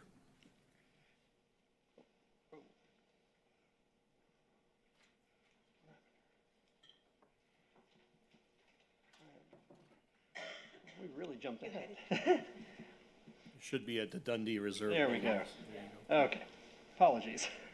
Our next site that we'll be presenting before you is called Dundee Reserve Holdings LLC. And again, that is the company, corporation that does own the property according to the Polk County Property Appraiser's website. This site entails several parcels, but again, I've outlined the general layout of it right now. Some distinguishing fixtures and where it's located. Again, it is located due east of US 27 south of Lake Hatchinaha Road, along on the north and east side of Scenic Highway. Another distinguishing feature is that it is located just on the north side of Dundee Ridge Academy. In terms of development area and future land use, this area, I would say 95% of it falls within the town of Dundee city limits, so any permitting or zoning processes would be processed by their agency. A small portion does actually, it's part of the wetland or water body itself, falls within the county.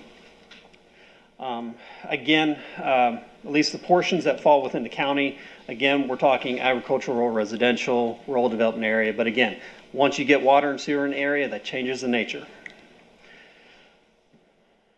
In terms of environmental, I would say in doing our analysis, much of this site to the north, again, as the image clearly speaks for itself, is very wet. You're dealing with standing water and wetlands in area. There was a flood study according to the county that was done in this area, so they do understand what the base flood elevation is. And again, there are numerous wetlands located within that wetland area along the north side of the site. In terms of environmental and soils, the soils are rather, I would deem them to be really good. They have a good percolation rate, which means they drain well, at least the areas that are not north and into the water body itself. This site was in the process of trying to get entitlements. Pretty much, they're trying to get a PD approved for a subdivision that was going to go here. I'm not sure where they stand on their entitlements process with the town of Dundee, but going back to our environmental soils, again, the soils are conducive. They would allow development. Again, potential concerns. Again, with subdivisions in close proximity, and we are dealing with another school and that is so close to it, traffic, that would be a concern in terms of staff. In terms of actual developable uplands area, just doing a rough calculation and measuring on the map, we're only looking at around maybe 76 acres. So much of this site is undevelopable. We can't touch it. So in closing, again, based on residential growth in the area, it is located in a good location. There are utilities existing. The subdivisions that are abutting to the west and to the south have already extended their utility lines to service those subdivisions. And again, it does have frontage on multiple roadways, but again, you're dealing with competing uses that are on the that exist today, whether it be a subdivision or another school. Another concern is that the district owns properties approximately 2.4 miles to the south along Scenic Highway, which we have already identified in our 10 to 20 year plan as future school sites. So again, having 2 high schools in such close proximity, that would be a concern for us. And that's all I have for this site, pending your questions. Ms. Cunningham. Thank you, sir. My question is, you said, what's the total acreage for this site? Looks like 169. So with 169 acres, but you indicated there was only 76 acres available for building. Correct. Yes, ma'am. That's what I'm saying. Much of this site is wet and undevelopable. Okay, thank you. So if the board, just for everyone's recollection, there was a property when I was first hired that we were looking at, over 40% of the property was marshland that could not be developed. We still considered that property because we said that we would work potentially with University of Florida, University of South Florida, University of Central Florida to develop an environmental studies academy, which in being that close in proximity to marshland would benefit us in that regard. However, the question that we asked that I think a lot of us found distasteful was you're paying full market value for acreage that you can't do anything with. Right. So that would be my question here is, are we paying full market value as we are for every buildable acre for unbuildable acreage? And I have a feeling I know the answer, but. Right. We haven't done an appraisal on this site Okay. yet, so we can't answer that yet. Okay. But I agree that that's something that needs to be considered in this. And then secondly, is 76 acres enough for a full high school and all the amenities? It is, but, and again, we were looking for a high school, middle school co-located site. Yes, The benefit that this location has, looking at pros and cons, there's already a middle school in close proximity. The con is that we already own the 100 acres out there to build a relief school for Winter Haven and for, thank you. So it would not make sense to have two high schools in that close proximity to each other. Okay. Ms. Fields. And so in actuality, I'm thinking the same thing that you're saying. If it wouldn't make sense, why is this a recommendation? It's not. We have agreed to be fully transparent and bring as many of the properties forward for review so that the board and the community knew that we looked at everything in its totality. Okay, so we're just looking at options? Yes, ma'am. Okay, all right. The only properties that were excluded, and this one was initially slated for exclusion because of its proximity to our already appropriately owned property, were the two that were further south of Hatchinahaw because it just would not work for transportation for Haines City students. The distance would have been too far, and those were the only two sites we did not include in the analysis. Thank you. Yes, ma'am. You are good to go, sir. Our next site, we're referencing as the Jennings Road Leslie property. Again, this is a site that, entails multiple parcels, and I've outlined the general vicinity of those. However, once staff first conducted some analysis on this property, and it did originally only include the parcel up in the northeast corner. However, after further discussions with the landowner, they would be open to also selling additional portions that you see outlined in yellow here. So again, we're talking about approximately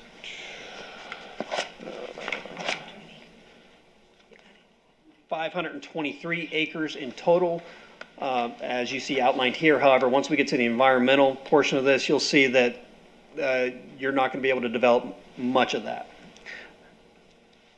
Again, just for reference, again, we're dealing in the northeast portion of the county, south of Lake Hatchinahaw, west of Jennings Road, east of US 27. In terms of reference, we are approximately 2.5 miles west of the Baxter and Bowen sites. So again, the closest municipality that we'd be dealing with is Dundee, which is going to be situated around 1.9 miles to the west. Again, just general site characteristics. Again, we're dealing with approximately 523 acres. It does have frontage along Lake Hatchinahaw Road, which is a county-maintained rural major collector roadway, and as well as having approximately 2,600 feet along Jennings Road, which again is another county-maintained road. However, it is a local residential roadway, which means it has a very small right-of-way, not intended for intensive development. So in terms of access points, that would be a challenge here. It is located within unincorporated Polk County and is within the county's East Regional Utility Service Area. So not Toho in this instance. This would actually legitimately be Polk County Utilities. Again, but where their lines are in this area, I did the best I could try to locate them. I haven't found them. I don't think they've been extended this far out yet. But that would be additional analysis and conversations to be had in the future. As I mentioned before, again, we're dealing with the county, so any zone changes that would be required, which this would go through their processing department. Again, dealing with the agricultural rural development area. And in terms of environmental, again, these orange hashed areas, again, are dealing with your flood zone areas. So once you look at it in totality here, a lot of the site does have some environmental challenges, if you will. In terms of possible flora and fauna concerns, again, according to the Florida Natural Areas Inventory, they did have a documented report of sand skinks within this area. So again, environmental mitigations would have to be addressed. So really, on this site, school location, you were looking not on Hatchnahaw as an entrance and exit for the main building. We're looking at, is that Jennings? That would be Jennings Road. But again, that is a very small and thin road, really not intended for intensive trip travel, if you will. But that's the only frontage that really makes Correct. sense for the Correct. front of a school? Yes. Mhm. Okay. Again, in terms of environmental concerns and soils, again, with all these floodplain areas, you're dealing with flood areas, they're very wet soils, not conducive for development. But the areas that are in the upland areas are comprised of some soils that would be conducive for vertical development. But again, as I highlighted before, as this image shows, the floodways would be a challenge to try to design around. Concerns that staff, we viewed it as lack of direct frontage on a collector roadway. And I say that because the frontage that is along Lake Hatchnahaw, that really wouldn't afford you access into this site as you're having to go through a floodway area. The engineering costs that will be associated with trying to get around that challenge would be substantial. So you're really only left with Jennings Road, which is a local residential roadway. Utilities connection, again, we don't know how far the utilities have been extended in this area, so that'd be another challenge. Josh, was in that Oak Street, is that a development down there, or are those? Yes, sir, that is a... So there would be electrical down there? Yes, electricity is in the area. Okay.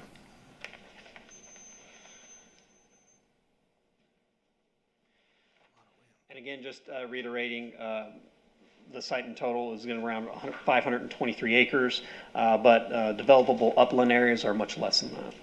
And again, to definitively figure out what that is, we would have to do an actual environmental study to pinpoint where that is. Again, closing remarks, much like the other properties, being in the northeast part of the county where they are experiencing rapid exponential residential growth is ideally situated to support growth over the next 10 to 20 years. Utilities, we don't know exactly how far they've been extended, so there's a substantial cost associated with that. Do we either let the developments come to us, or would we want to incur the cost of extending utility lines? Minimal frontage on roadways, that's another concern in terms of trafficability. In terms of rezoning, again, ideally, in an ideal world, before we were looking at a 3 to 6 month rezoning process with the county. With that, that concludes my portion for this property, pending your questions. Ms. Cunningham. Thank you, sir. On this one, we said we had 523 acres, but looking at it, when you said you don't know, what the percentage is developable, just looking at it on here, I'm going to say it's over 50% is the wetlands in the pink area. Going back to the other screen, yes, sir, right there. I mean, I would estimate it, again, estimate. Estimate, yeah, that works, yeah. 174 acres, give or take.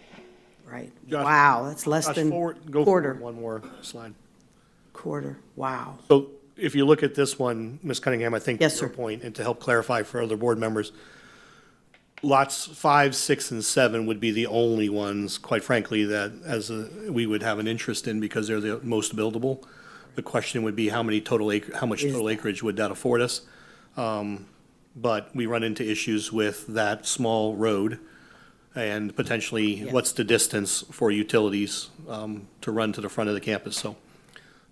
and you said 100, approximately 176, whatever, 100, Upland. 200, right?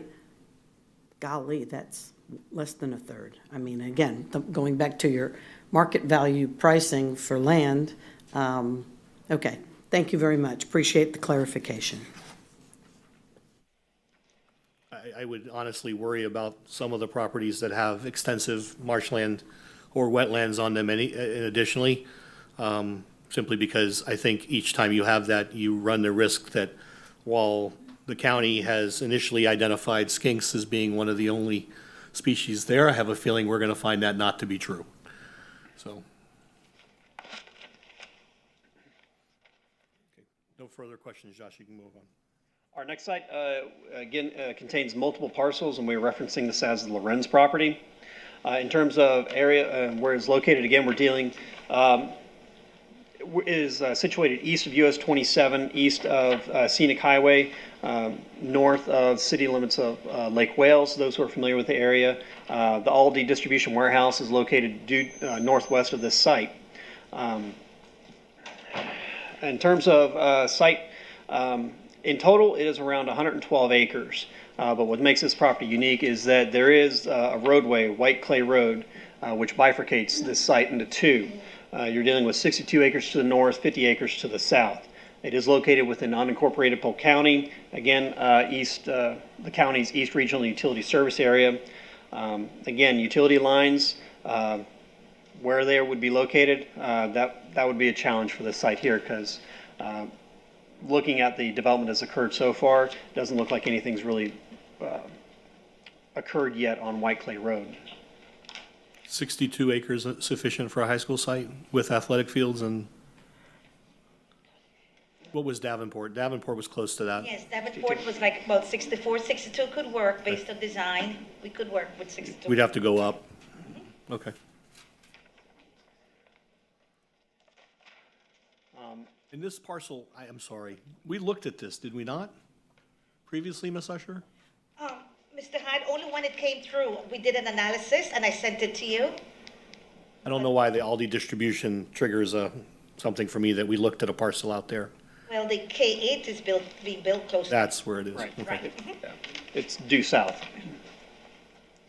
And again, a portion of the site also falls within, actually, Davenport city limits. That's where they started extending in here. So again, any rezoning would be dealing with annexation as to what zoning process would we adhere to in terms of land development requirements. In terms of environmental, we couldn't find any potential flood zones in this area. So it's an upland area. No wetlands to be identified, however. With it being an existing or previous orange grove, I would suspect that looking at the soils here, they are conducive for sand skink and gopher habitats. While the Florida Natural Areas Inventory didn't report any documented species, it would not surprise me that they would be present here just because the environment is conducive for their habitat.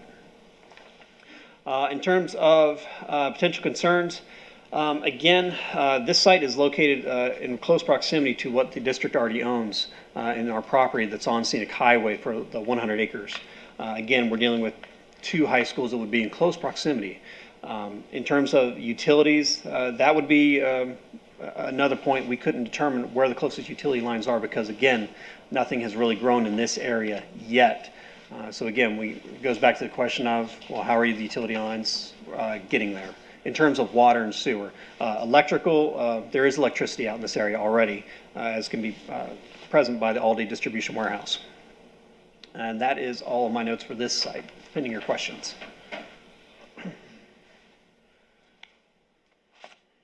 Ms. Cunningham? My question here is got to do with the city limits. I know that Aldi, I'm pretty sure Aldi's within the city limits of Haines City. I'm not sure how this would be in the Davenport city limits when it's south of Aldi and south of the city. I'll double. Certain about that? I will verify and that I will get back to you. That is within the Haines City of Haines City. City limits, yes. I'm pretty confident. Correct, ma'am. We will Okay. verify that and get back to you. Okay, sir, thank you. Ms. Miller? I'm trying to visualize that road that's splitting those two pieces of property. Can you describe what the utilization, like how you would access? You'd be accessing that road to go in either side, to go to either side of the property from, the writing's too small, but I'm trying to figure out how, can you talk about access to the property with that road? You can access the site on either from north-south along Detour Road, which is the county-maintained road, but depending on which road you want to get to in terms of if you want to go to the north side or south side, at least the north site has dual frontage along Detour Road and White Clay Road. However, the south portion of the site only has frontage along White Clay, so you're limited in that access point. What about Hughes Road? I'd have to double check to see if that road's even paved. It may be right of way, but I'm not sure if it's paved. Mr. Bridges? I just was going to mention, I recall a time several years ago when we built a school in that area, and we got into a bit of a bidding war between Davenport and Haines City. And my recollection is that was entertaining and not in a good way. Yes, sir. Duly noted. Yeah, different parties now, but it was an interesting time. What's the proximity to the K-8 from this? What would you say, what would you guesstimate mileage? I would guesstimate no more than a half mile from the K-8 site. So we'd only be looking at one parcel. And I think that helps address Ms. Miller's question. We would not need 111 acres on the north and south. We would pick, more than likely, if we were to identify one of these parcels, we would go with the larger parcel and look at a high school. The problem is, we already own property out there for a future high school. Okay, thank you. No further questions, sir. All right, and our last parcel that we're going to be presenting before you this afternoon is Smoky Groves development. Again, we're dealing with multiple parcels. This is situated, if any of those who are familiar, with the Greenleaf development area. So again, we're dealing within the northeast portion of the county, east of 27, north of Lake Hatchinahaw Road. The properties are all located within the unincorporated Polk County, and in terms of zoning, the property currently has split zoning between preservation and residential low 1. Preservation, and it'll be more apparent in the environmental analysis part. Currently, preservation, according to the county, that land use does not permit development because it is a wetland. So the only developable areas that we would be able to look at would be the residential low 1 or RL1 portions of this site. It is located in a unique utility environment. This is located in a utility enclave area, and what that really means is that this is not connected to your traditional county utility network.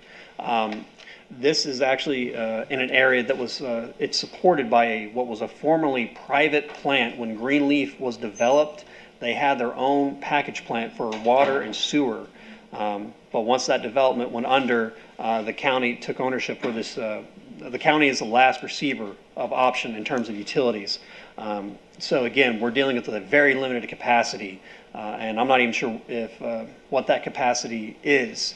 But typically, the county does not entertain motions to expand development in utility enclave areas because there isn't the capacity to increase either the water package plant or the sewer package plant, if that makes sense.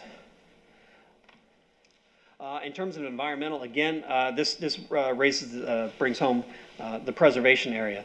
A lot of this area is located within a flood zone area, and looking at if you can't make them out, the blue outlined areas are wetlands that have been identified on the National Wetlands Inventory.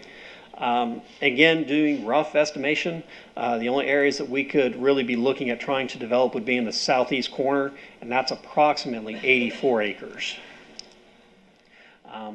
But that makes it unique in that in here, so again, that red area is that wetland area continuing. So when we're looking at frontage, along a roadway here, along Lake Marion Road West, we would still have to be driving through a wetland, which that's a challenge in and of itself.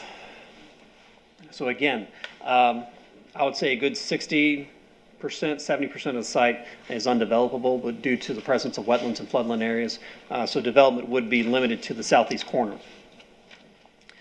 In terms of our concerns from staff, again, as I've already mentioned, the environmental concerns and limitations for development of this site, as well as it being located within a utility enclave area. So again, utilities, there is a very real possibility that there is not the capacity to support a high school site due to its intense requirements for utilities in terms of water and sewer. Electricity is within the area, but again, the challenge would be water and sewer. Pending your questions. I want to start with a question, and I'm sorry for everybody in the room and everybody's watching. I'm an educator, not a developer. Or if something's coded or already zoned as a preserve, how is it procurable? How is it that the state or the federal government doesn't just retain that property? How is it even procurable as part of a parcel? As a part of the land development code within Polk County, it is against the code to develop or create a parcel that isn't entirely wetland. It goes against the county's code. So you can't just carve out all of your wetlands and just create it as its own property. It goes against county code. They wouldn't allow it. They create the preservation easement over it.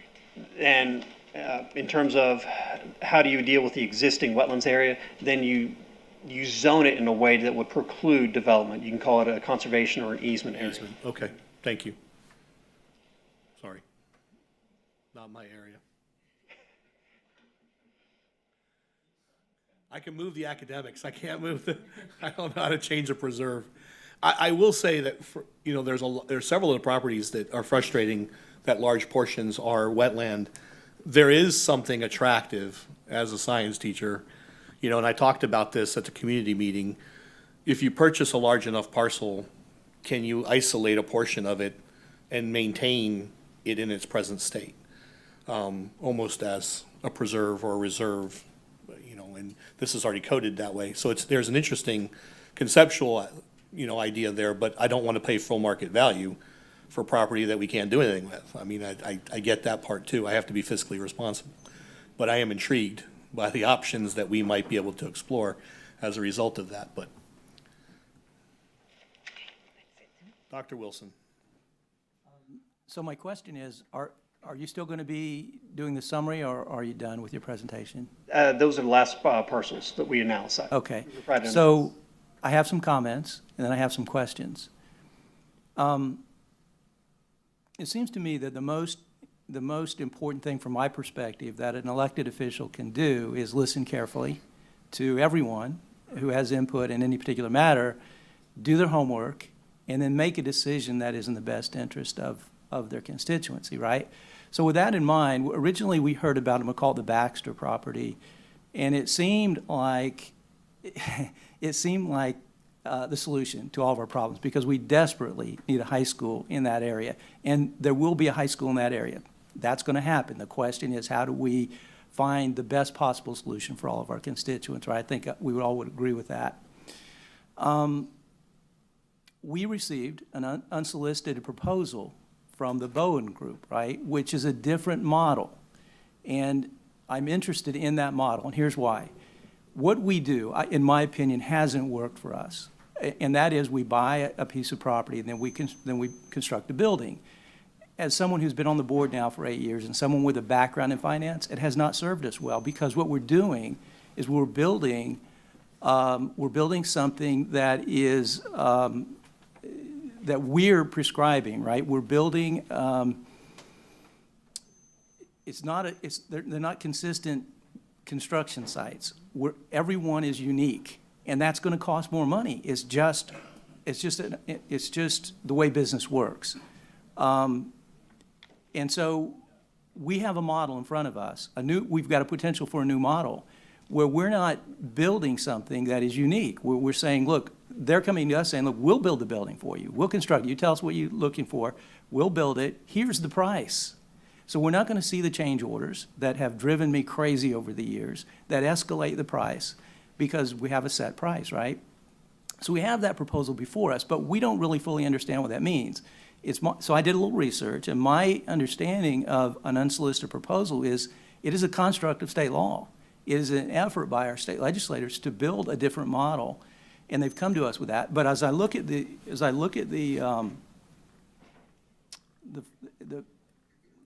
summary, it says that they haven't made us an offer, but they have. It's just a different type of offer. It's in a different format. So I guess I have two questions. First of all, it's my understanding that the unsolicited proposals require a competitive action. They require us to open that up. If somebody comes to us and says, hey, we'll build this for you at this price, it requires us to open that up to competition for someone else to come forward and say, we can do the same thing at a lower price. Why would we not want that? That is a business model that we should be embracing, in my opinion. So my first question is, why would we not do that? Why would we not open that proposal up to a competitive bid process, number one? And I guess my other question is, I know we have some folks here representing the different properties. We have some folks here representing the Bowen property.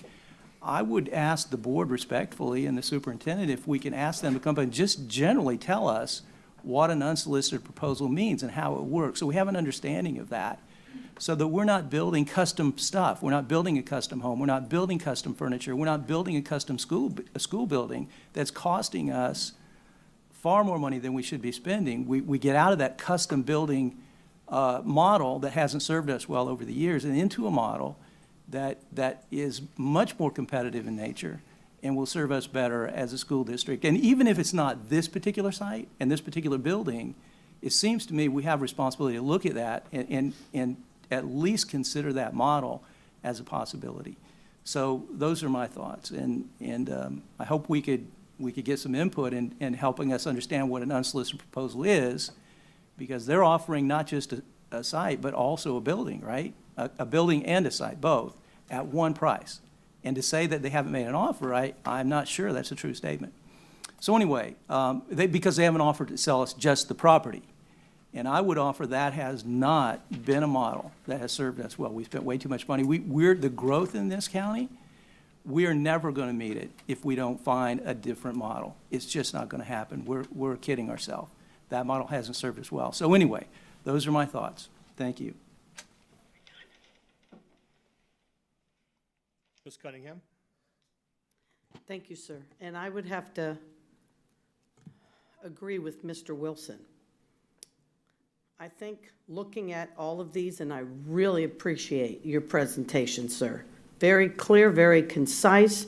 You're very honest and transparent about each of the sites, the environmental impacts, traffic impacts, the whole 9 yards. And sitting back here thinking through it, as far as just preliminarily, we all need to go home and think about it. I get it.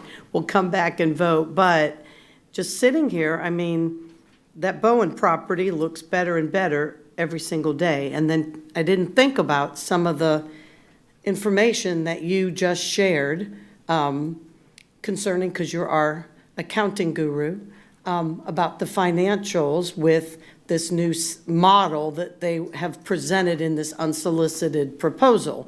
So I hadn't thought about what you just said about opening up for a bid. Is that something that we're able to do? I'm asking. He requested it. It's a product of state law. Is it? I think it's just figuring out how to do it. Learning Right. what that law says. That's what I was saying, learning what the law says. Hang on. I want to make sure you're on mic. I'm so sorry. And then, and then figuring out how to do that. Okay. Because it's new, Right. And let me just say very quickly, and I apologize, I'm not being critical of our staff. You did a wonderful job. It was very straightforward and an amazing job. And so this is not a criticism of our staff. It's a criticism of a failed system and a failed model. That's my criticism. So thank you for that. Right, and then there's an opportunity to look into a new way of doing business, because the bottom line is the financials and what they are and what they mean to our school district. And you're right, it's not just a proposal for land, it's a proposal for land and a building. So I'd be interested to see if that's something that, I don't know the timing, I don't know a lot of that, but I think Mr. Wilson raises a great point today. So thank you. Ms. Fields? I think we're all over the place. I think the statement about the bid, I think that's a West question. Aren't we required to do a bid? When, To evaluate their proposal and use that model, you would then have to advertise it and open it up for competition. okay. Yes, ma'am.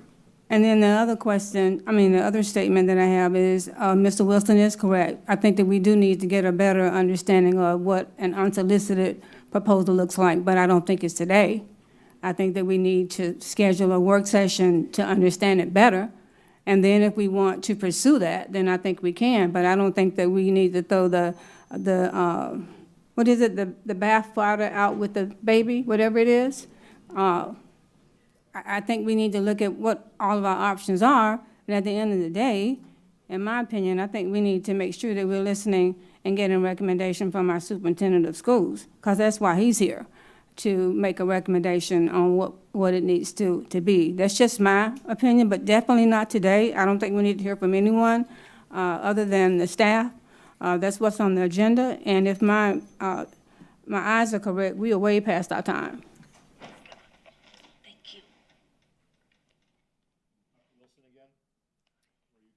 Well, I think I am. I just want to make it clear that I wasn't demonizing staff. I mean, you did a wonderful job. Excellent, very easy to understand. But again, and I'm not being critical of anyone who's bringing land options forward to us. I think we should consider all of them. But I'm all about competition. That's how we keep our costs down. And so I like a model that is competitive in nature. I just had a quick question, and I'm going to get with Wes because it looks like we're moving this to more explanation later. But a clear understanding when we go out for the bid process, if there's two different models, how that will work. Sorry.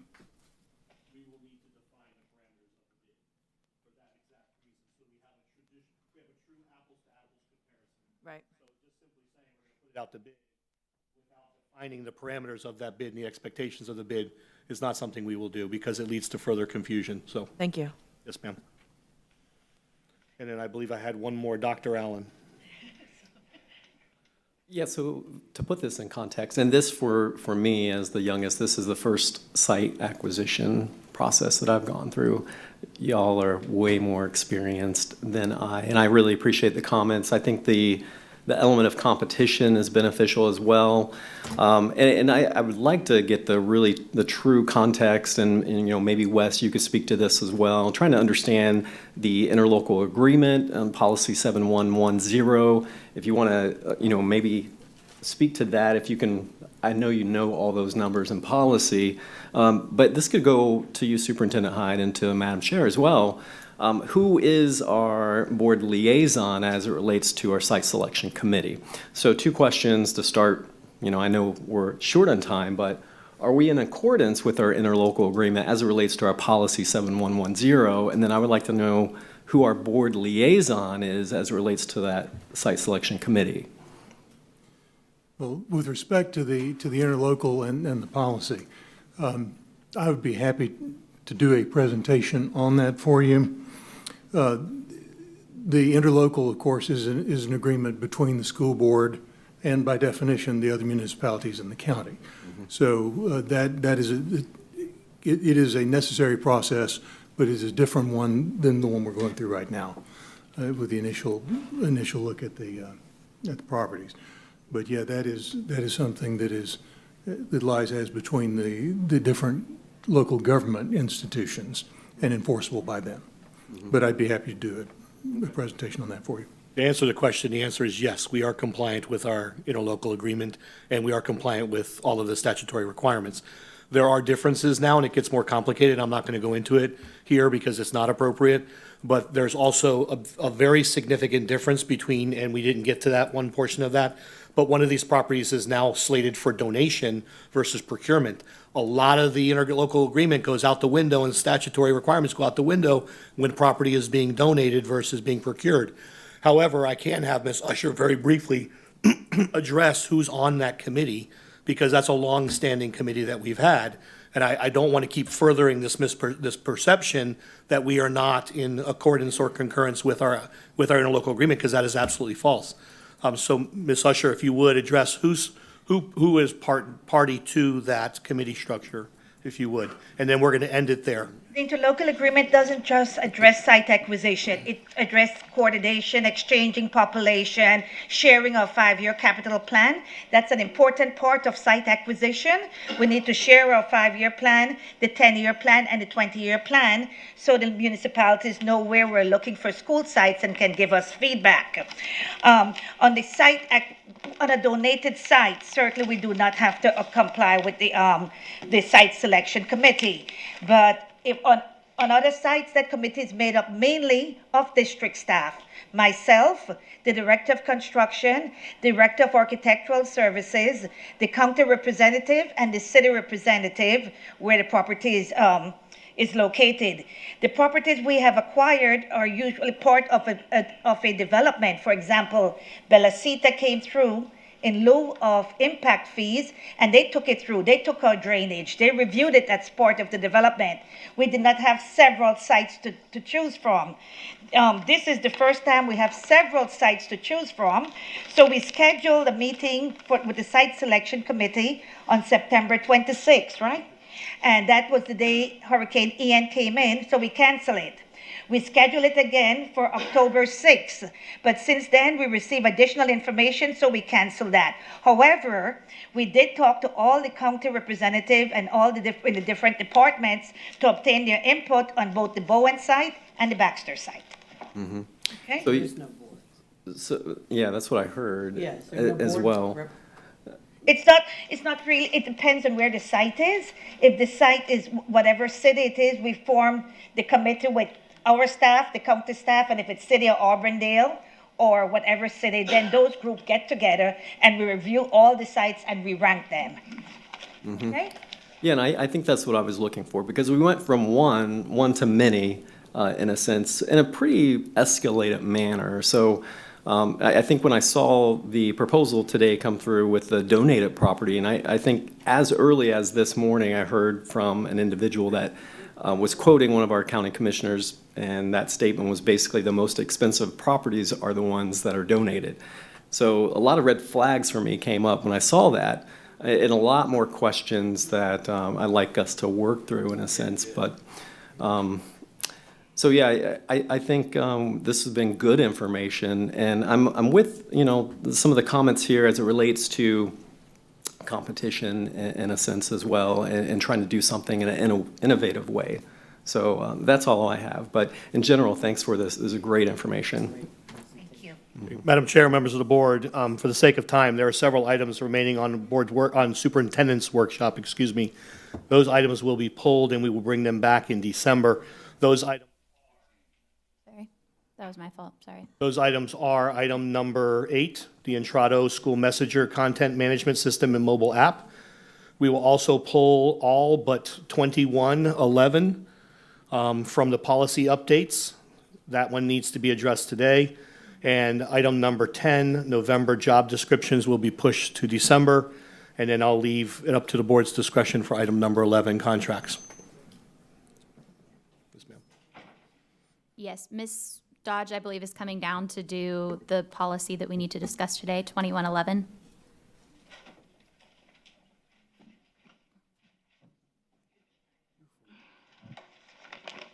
Good afternoon.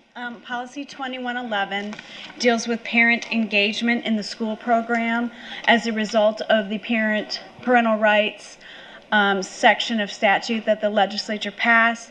There are certain elements that are required to be in our parental engagement policy, and this update places the statutory elements that are necessary in that policy.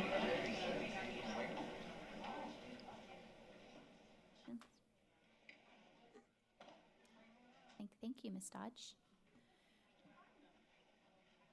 I'm taking back over, Superintendent Hyde. For number 11 is our board direct report contracts. Would you all like to go ahead and discuss this quickly, or would you like to table it and bring it back in December? The documents are all attached. We can discuss and bring it back to back in December. We can discuss today and bring it in December to vote, or we could discuss in December and bring it in January. Sorry. Oh, I'm sorry. Ms. Fields? I think that this is a very important piece as a part of our duties as school board members, and I don't think we need to rush through it. I think that we need to bring it back in December, and I don't have a problem back to back, or it could be discussed in December and voted on in January. And I apologize, Mr. Hyde's can be discussed in December and voted on in January's. We do have to let both Carol and Wes know by December 15th, so we would need to vote on theirs in December too. That was my fault. The superintendent's evaluation, not evaluation. Well, it is. Evaluation and Discussing that, contract, The yes. evaluation and his contract would be the one that we would be looking. Perfect, thank you. Ms. Miller, sorry. That's okay, I was gonna agree, I'm not concerned with back-to-back, but to have time to review them and do discipline without keep people waiting, I will defer to the board, the majority of the board. Can we make sure that this is placed early on the agenda in December, please, so we don't risk running out of time? There's only one meeting in December, yes. Seeing no other comments? Oh, sorry. You're in there, Ms. Cunningham. Thank you. Just want to say I agree with my colleagues. I think we need to have the time to review it. It's so important, but to not be disrespectful, we need to do it back to back, as Ms. Field said. Thank you. Thank you, Ms. Cunningham. All right, briefly, do we have any questions on the agenda for this evening? And I can go. And I just got a message from Yvette that she has already moved it to December 13th. Thank you. Ms. Fields, sorry. Unmute myself. At some point in time, if I've ever had this discussion with the superintendent, I would like to have clarity on policies and what policies can be on the consent agenda and what policies should be on the should be at a public hearing. So I don't know how best that should be done, but I really personally need to understand it. Absolutely. Can December. Can we also have that as a discussion item for December, please? Yes, ma'am. Thank you. Thank you. Ms. Miller? Can we have someone, when the varsity tutors, I know that's on the consent agenda, I'm excited about that program, and I think the public needs to hear about it again, about the support that will be provided.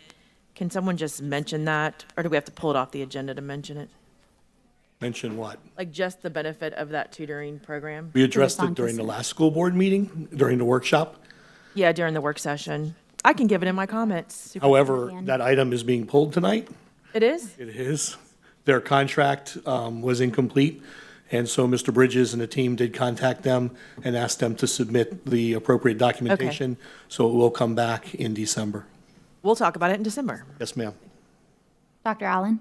That was actually the one that I wanted to pull as well, for just comment on it, because again, I'm with Ms. Miller. That is a great thing, especially as we've taken some massive steps towards our one-to-one device. And the fact that that is targeting our 42 lowest schools and allowing access for those students to get some very direct tutoring, I'm excited about that. So I'm sad to see it being pulled, but I appreciate the acute awareness of the contract issues. Thank you, Dr. Allen. And it sounds like that needs to be not on consent in December, Mr. Hyde. Thank you. Any other questions on tonight's agenda? Seeing none, we're doing discipline in here. Is that correct? Yes, ma'am. Can we do discipline very quickly and then get a break so they can reset? Thank you. All right, so we will adjourn this meeting and we will need to clear the room for discipline.